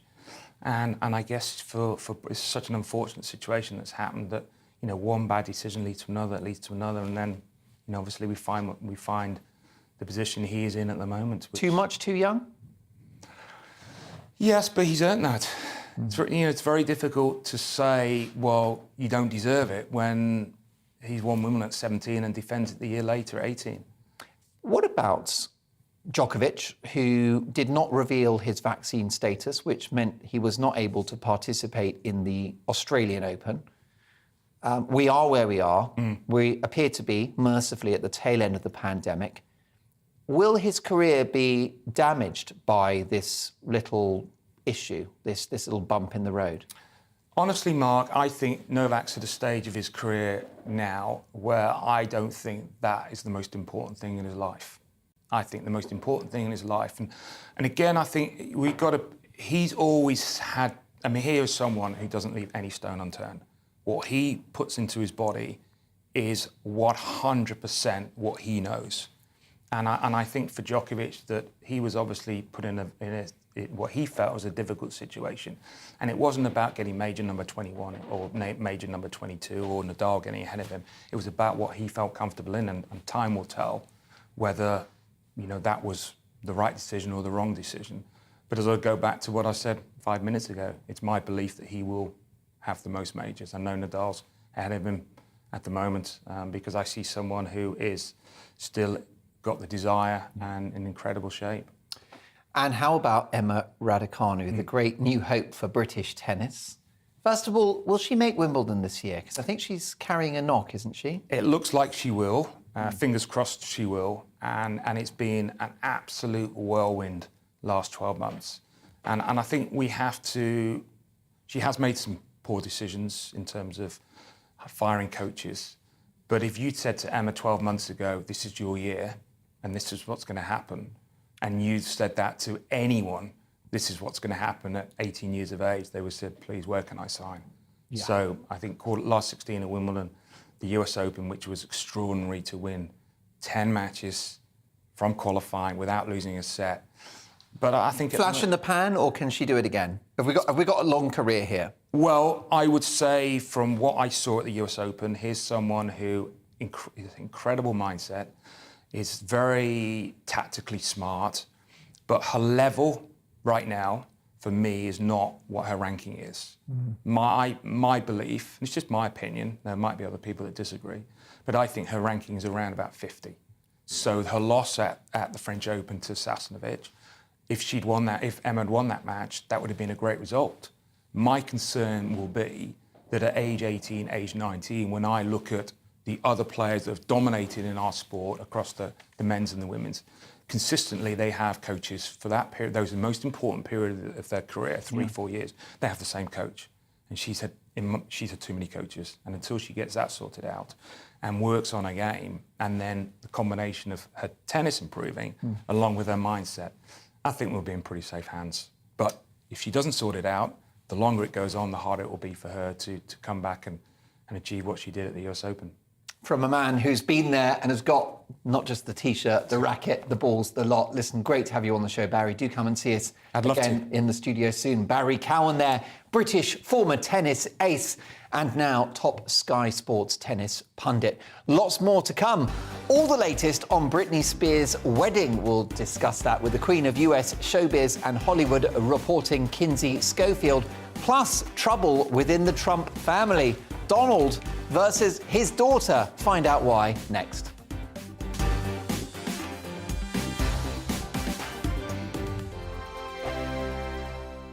We are GB News. We're right across this great nation. On TV, on radio, on digital. Absolutely everywhere. We don't talk down to you. We embrace all voices. With honest and civilised conversation. We're not part of the establishment. We're one of you. And we're only getting started. Join us on GB News, The People's Channel. Britain's news channel. Every morning from 6 o'clock, we'll wake you up with GB News Breakfast with all the stories you didn't know from the night before. So whether it's serious news, entertainment, or your own views from all over our great nation, we're here to kick off your day with a smile. The national media should be reflecting and reporting what's happening here. You will notice the northwestern accents. Whether you're with us on TV, radio, or online, every morning, it's breakfast from 6 a.m. Hope you can join us. Join us for Ministry of Offence, the comedy panel show that's just like the news, in that the left fights the right and it doesn't really seem to matter who wins. We cover the big stories. It was in fact a troop of baboons and not angry vegans. I like that. And the really important stories. Fat naked cow gets stuck in swimming pool. It's a headline in a lot of local newspapers. Yeah. We're on the same team, Nick. Yeah, but I'm just helping you. Join us for Ministry of Offence, Saturday nights, 8 o'clock on GB News.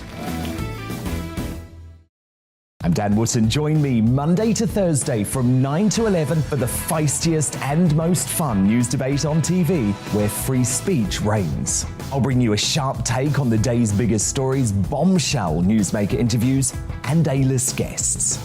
And I guarantee you, no spin, no bias, no censorship, and no reason to go to bed. That's Dan Wootton Tonight, Monday to Thursdays from 9 on GB News.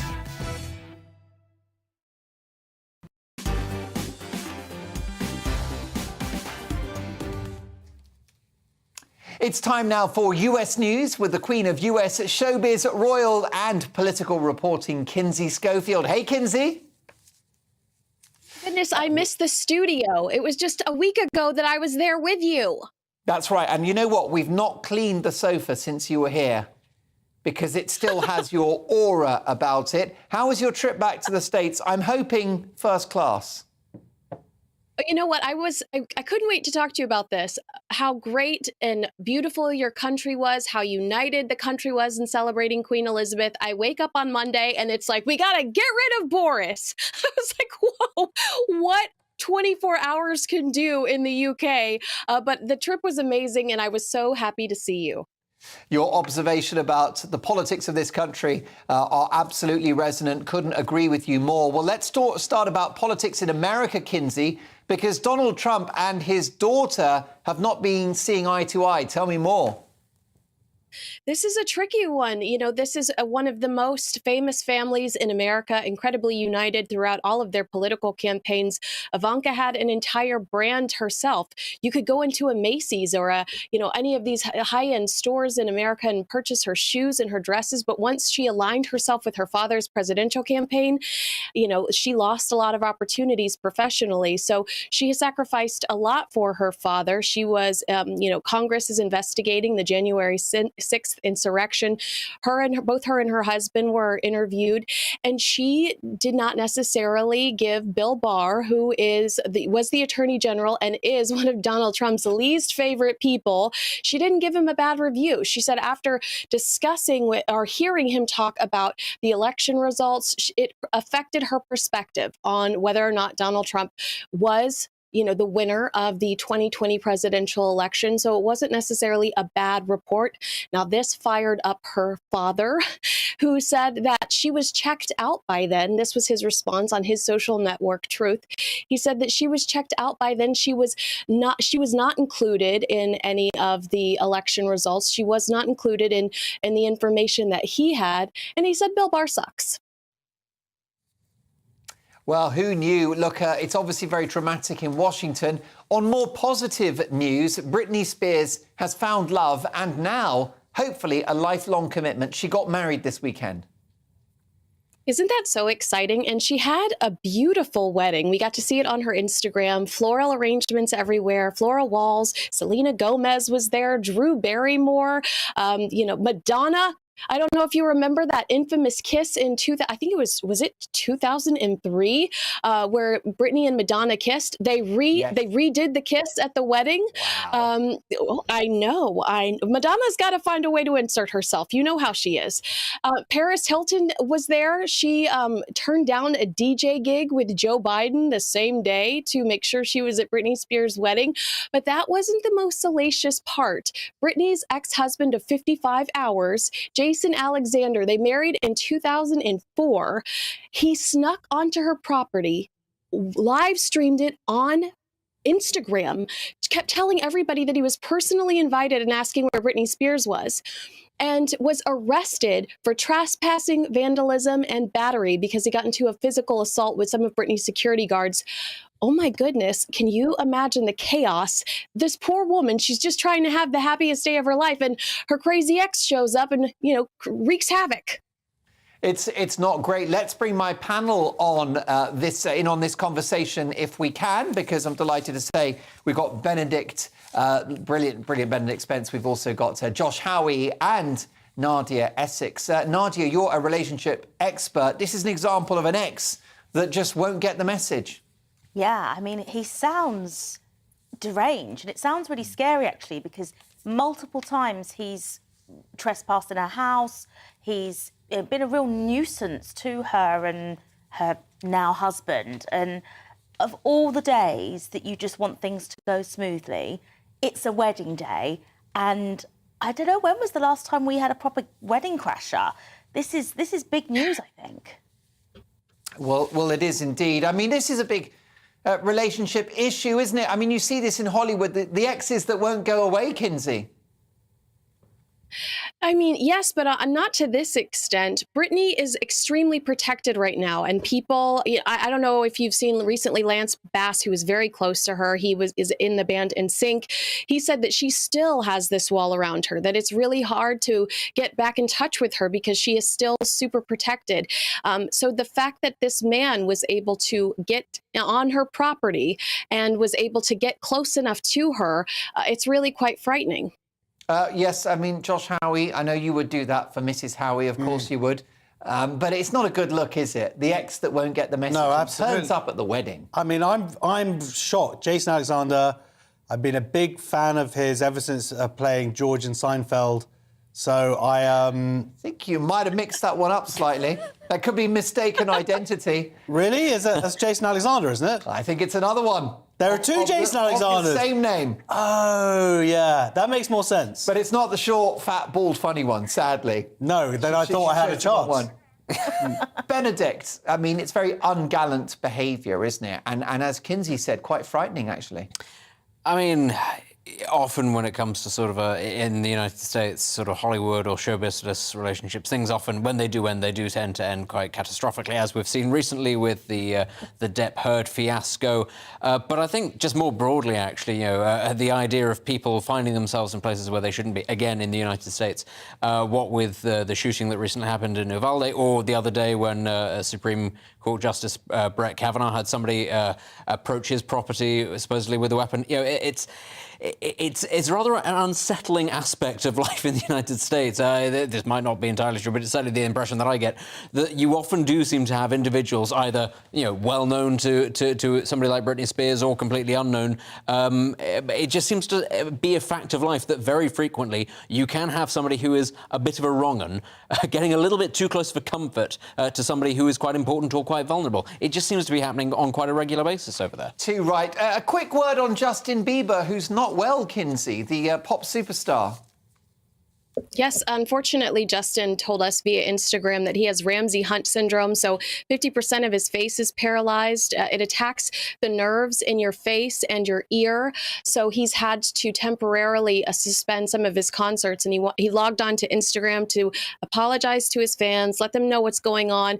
But Mark, this is really strange. This is a young, healthy man. And I don't know if you saw recently his wife had a stroke and was rushed to the hospital, and she had to have, some sort of heart surgery. These are young, healthy people. So a lot of people asking questions regarding, what's really going on here. And I hate conspiracies, but it is strange to see two young, healthy, beautiful people having, issues like this. Indeed, we wish them well. Kinsey, it was so great to have you in the studio. Huge viewer feedback for your appearance, and wonderful to have you back on the show this week, albeit down the line. See you in a week's time. Bye. The brilliant Kinsey Schofield. Well, it's just after 10:30. As always, on a Friday, Saturday and Sunday, we look at tomorrow's papers hot off the press. And let's start with The Observer. Here's the front page splash in The Observer. And it reads as follows.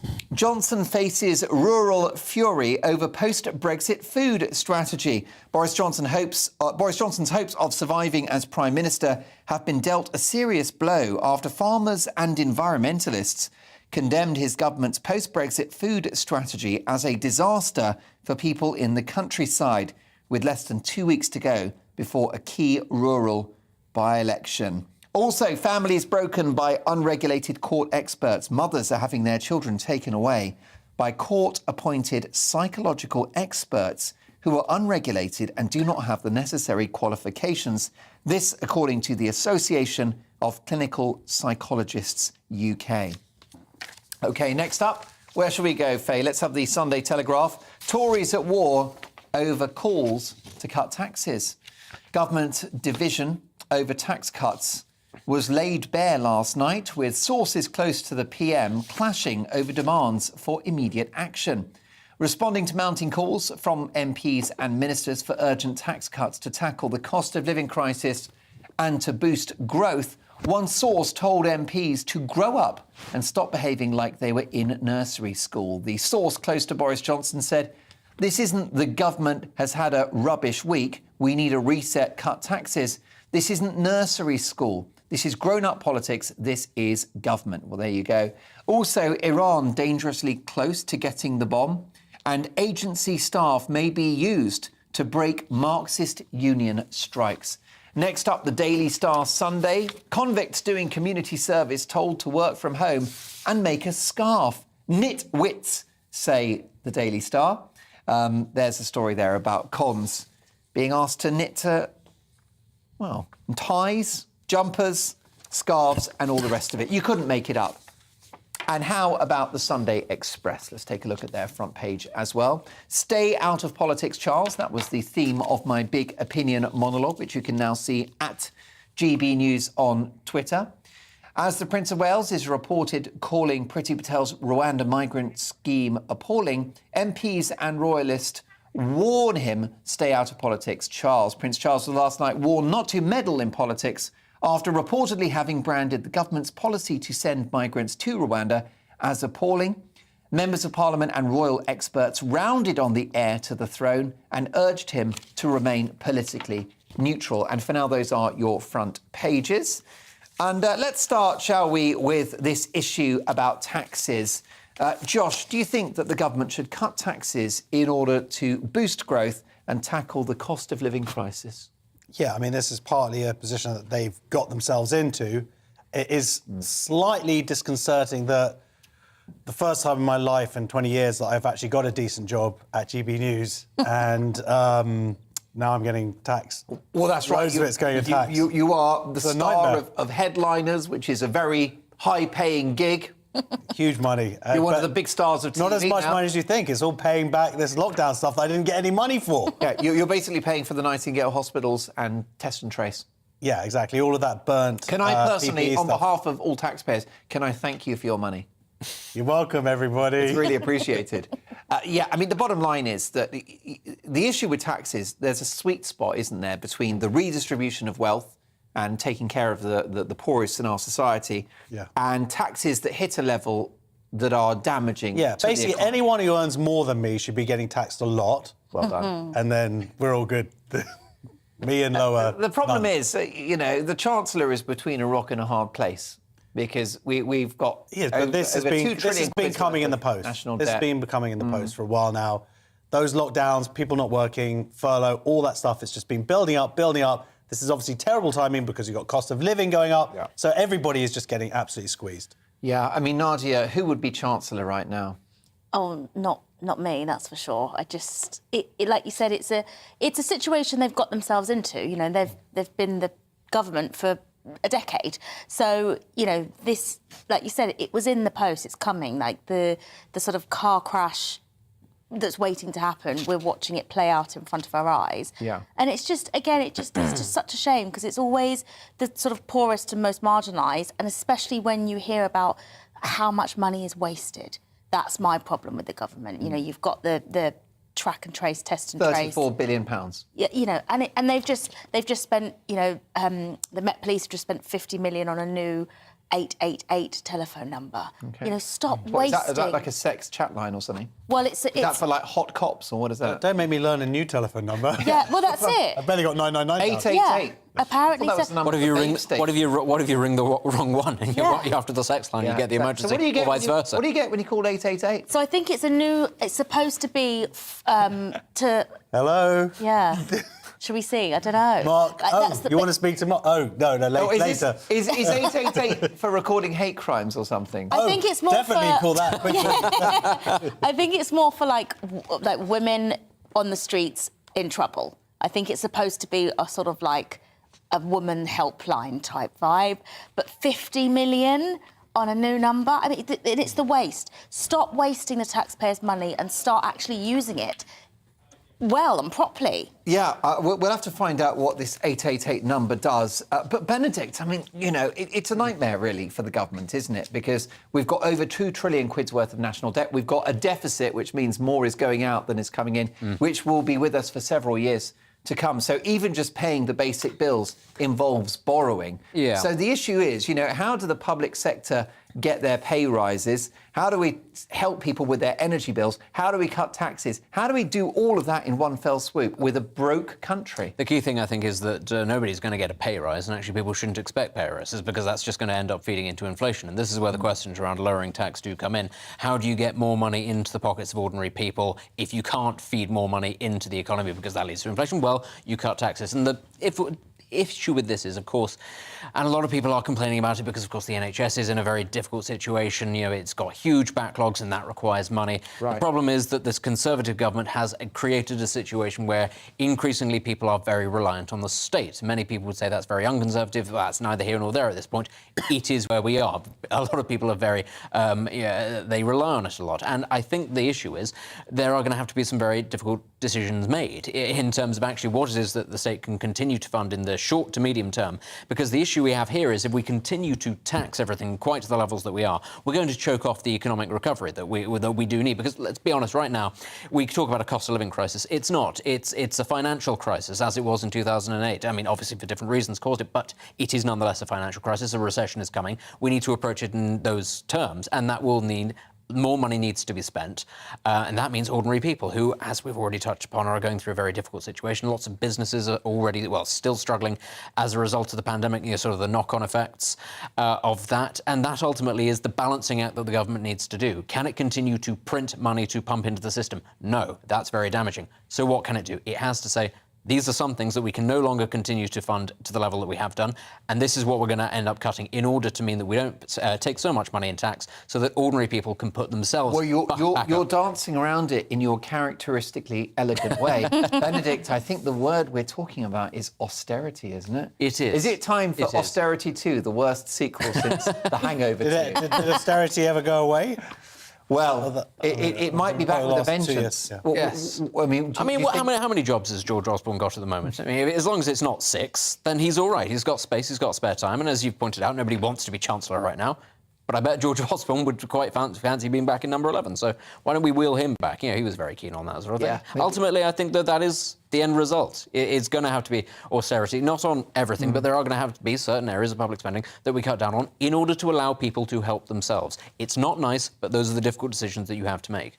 There you go. Let's keep a close eye on that story. We've got the Sunday Times now. Let's take a look at their front page. We're just going to load this one up. And a very strong political story there. Johnson turns his back on the green agenda. Cost of living crisis forces rethink on rewilding. Boris Johnson has scaled back plans to rewild the country as the government retreats from green agendas to focus on the cost of living crisis. Ministers last year announced a post-Brexit scheme that would pay farmers up to £800 million a year, a third of the farming budget, to transform agricultural land into nature-rich forests, coastal wetlands and wildflower meadows. Well, it looks to be that policy is now for the birds. Charles won't be Prince Charming if he keeps on meddling, say ministers. Scorchio gets set to swelter like Spain. And thousands of miles from Kyiv, Putin's war is taking food from millions. And I think we've got the Mirror as well. Let's take a look at the front page of the Mirror. James Bulger exclusive. Raab gives hope of justice at last. Landmark meeting with mum after her 29-year fight. Murdered toddler James Bulger could get justice at last. Mum Denise Fergus met Justice Secretary Dominic Raab ahead of a parole bid by one of Jamie's killers. Denise says, I left with hope. And we can all be hoping for justice for her and her family and that little boy so tragically murdered. Well, there you go, Josh. Boris Johnson turns his back on the green agenda. Can Britain afford its eco-policies anymore? Well, this is what we're talking about. Cuts are going to have to come, and this is one of those areas that are going to have to, let's not give millions and millions of pounds to farmers, unfortunately. I know that they're suffering, certainly not being in the EU anymore. Oh, this is one of those things that was going to be sort of balancing that. Transition, Josh. Oh, I don't want to get all... Please don't send me Listen, your tweets about... You're allowed to be a Remainer. This is the home of free speech. I know, but I just don't want my Twitter just clogged up it's with... important. You've got to have your I told you so moment if that's how you feel. I told you so. But Didn't yes... ask you to sing it. No, but this is one of those things... You obviously sympathise with the farmers. You're dressed as one tonight. Thank you so much. You do. You cut a rural figure today. Arr.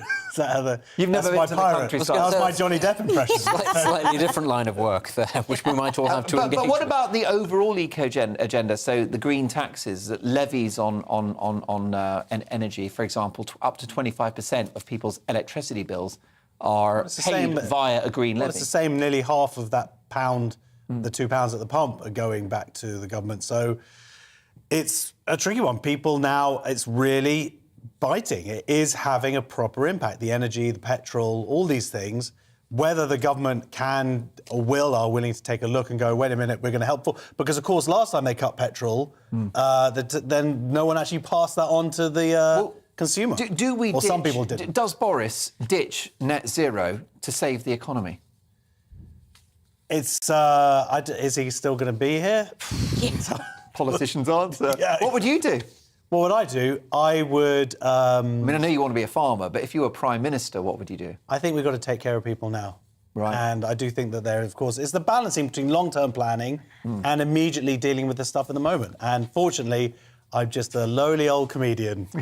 Not that lowly, let me tell you, although you're definitely getting on a bit. Nadia, what do you think? Should the Prime Minister ditch net zero targets to save the economy and to help working people? Yeah, I mean, I think if you ask anybody that is literally choosing between heating and eating, then, the fact that now something needs to be done right now. This is a proper... It's not called a crisis for no reason. It is a real crisis. People are skipping meals. People are using food banks. People cannot afford their bills. They can't afford the petrol. And the fact that it's the green levies and the green taxes, it doesn't feel right. And we've got to stop, even if it's just a sort of cut break, and then we can come back to it. Because right now, people can't eat. I think you're right. And Benedict, love them or hate them, the sort of eco-maniacs, those behind the push for net zero have ultimately enriched and empowered Vladimir Putin. So does the whole eco-agenda need a rethink? Well, of course, this is the very interesting thing, is that on the front page of the newspapers, you've got, on the one hand, people saying that Boris Johnson will no longer be able to pay farmers to set aside land to, grow, I don't know, whatever it is, wildflowers on it. But at the same time, you've got Vladimir Putin holding much of the third world to ransom because they're withholding lots of stocks of wheat and grain and maize and things like that. And actually, this comes down to the heart of it, and that is that food security is national security. And you can't allow yourself, especially when you have as much rural land as we do, only about 1% of all of our land is actually occupied by human beings. The rest of it is broadly up for grabs, so to speak. Not all of it can be used for farmland, but a great deal of it should be. We all like the idea of a nice, green, environmentally friendly sort of coherent policy, but I mean, in of itself, net zero is a bit of a nonsense, as any farmer will be able to tell you, because if you want to create fertilizer, you need fossil fuels. In the construction industry, how do you make metals? How do you make iron, steel? How do you make cement? You can't do those without fossil fuels. It's actually only energy that's the one thing that we can do something about emissions, and that would be with nuclear power. And we're not really doing very much when it comes to nuclear power, because for a very long time, green lobbies, funded partly by Russia, have been saying that nuclear energy is unclean, that it's unsafe. So when it comes to the agenda of net zero, yes, climate change is very important. But we've not actually had a coherent policy on net zero pretty much, in my lifetime. And I don't really see now why we should be pushing ahead when, as you point out, fuel prices are going up, food prices are going up, and ostensibly there was going to be land that we were going to give to farmers to say, don't grow anything on this land, return it to nature. That's a mad idea, given the current set of circumstances we face. Yes, indeed, we don't have that luxury. I'll get to your emails shortly, and next in the news agenda, with the popularity of social media and celebrities in magazines and online, do young people now expect too much out of life? Is it time to get back to humble ambitions for what life can be? Plus, another great British game show. This time, can you spot the celebrity couple walking down the aisle? I'll see you in 2.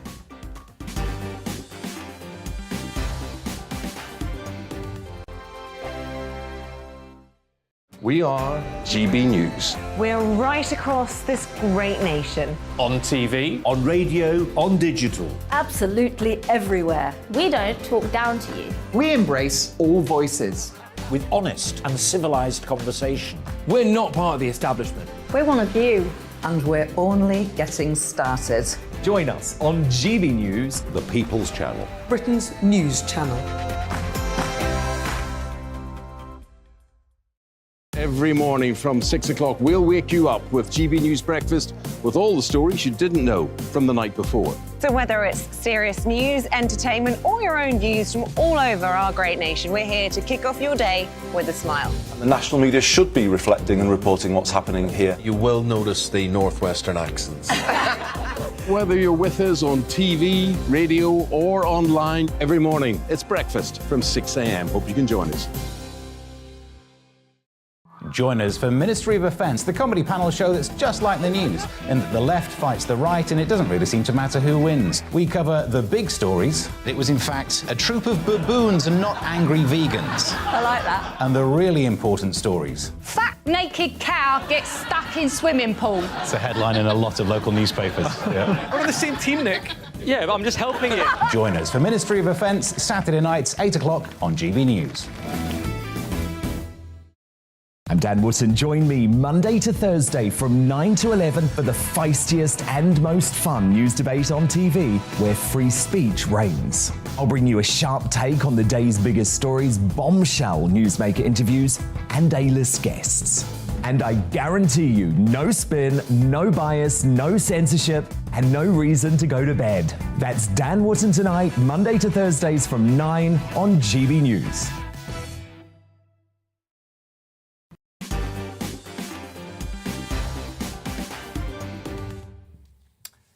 Should the country cut taxes? And this is from Charles. Mark, they should tackle the penal effective tax rates faced by people moving off universal credit to increase labour supply, tackle the equally ridiculous marginal tax rate faced by people moving into the 45% tax band to encourage aspiration, abolish green taxes, abolish tariffs on cheap food imports to help the poorest, and exploit fracking to level up the north. Well, there you go. Charles for Prime Minister. Something tells me that's not Prince Charles, but never say never. Lots more to come, including our news agenda and another game show.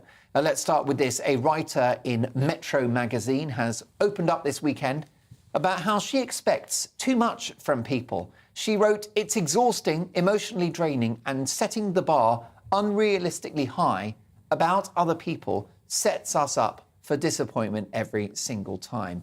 In a recent survey, 74% of UK adults have felt so stressed out at a certain point over the last year, they felt overwhelmed or unable to cope. And scores of youngsters complain that their lives don't match up to those of celebrities in magazines and on social media.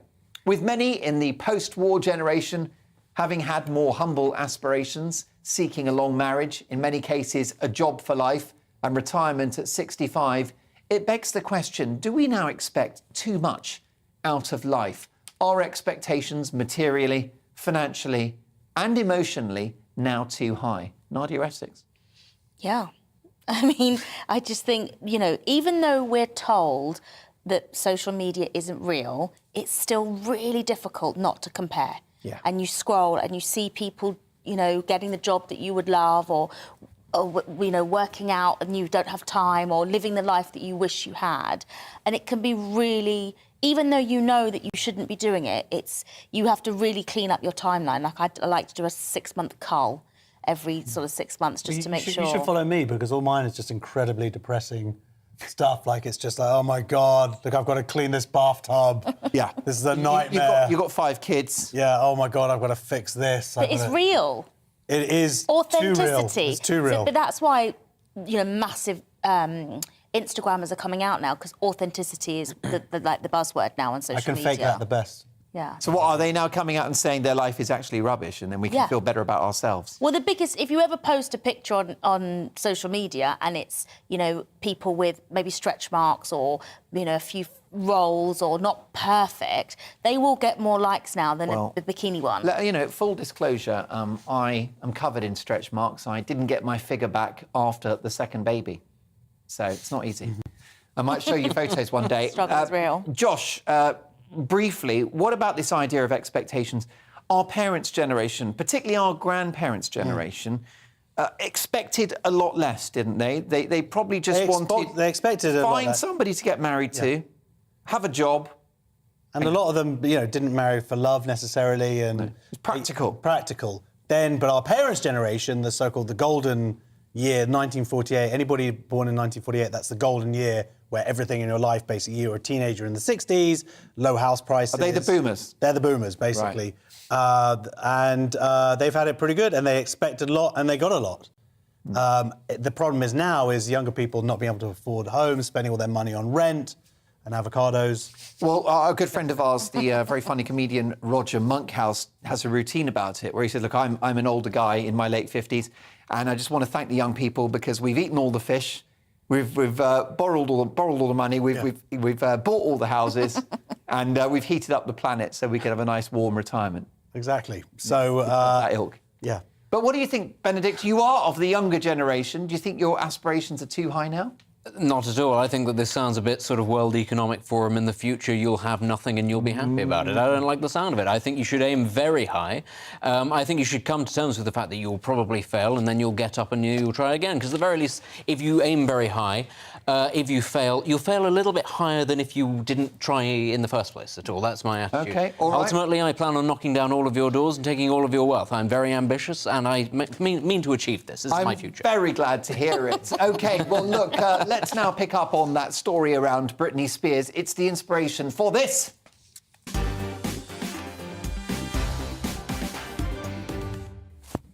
There you go. Yes, indeed. With the news about Britney Spears' wedding, we've come up with another great British game show. My team are amazing with their funny titles, which are full of puns and wordplay. Tonight's game is called Name That Couple. Brilliant. We've blurred out the faces of half of some of the world's most iconic couples, and our panel and you at home must guess who they are. Here's our first image. Celebrity couple number one. Right. Who is this famous couple? Are we allowed to shout it out? Well, let me tell you, you can shout it out. We've got a famous diver here, and I don't mean a footballer. Elton John? No. Is it wrong answers only? He's not that well preserved. Of course, it is Tom Daley and Dustin Lance Black. How about our next celebrity couple? Oh, yes. That's, Your hero and mine, Beyonce and Jay-Z. Yeah. How about these two? Oh, that's the dude from Stranger Things. It is. It's Lily Allen and David Harbour. How about these two? That's not from Stranger Things, but I can't. Taika Waititi and Ayanna Aura. What We Do in the Shadows. Yeah, great film. There you go. And that brings our Great British Game Show and Mark Dolan Tonight to an end. Thanks to my amazing panel. We'll do it all again tomorrow at 9 o'clock. Very special show. It's our 1-year anniversary at GB News. We'll be celebrating in style tomorrow night with the Hamiltons live in the studio. See you then and stick around because Headliners is next. Looking ahead to tomorrow's weather, and the UK is looking mostly dry with sunny spells, although also with scattered showers. Let's take a look at the detail. So the southwest of England then, mostly dry with plenty of sunny spells on offer. A few showers possible, mainly near northern coasts. Winds much lighter than on Saturday. Winds also much lighter than Saturday across the southeast. A dry start to the day with almost unbroken sunshine. South Wales will have a breezy start of the day with mixed cloud and sunny spells. The odd light shower also possible towards the west. And northwest England will start Sunday with a mix of cloud and sunny spells. Most places dry, but a few showers also possible. Very breezy start to the day as well. The northeast of England, a mainly dry start to the day, with only an isolated shower likely over higher ground. Sunny spells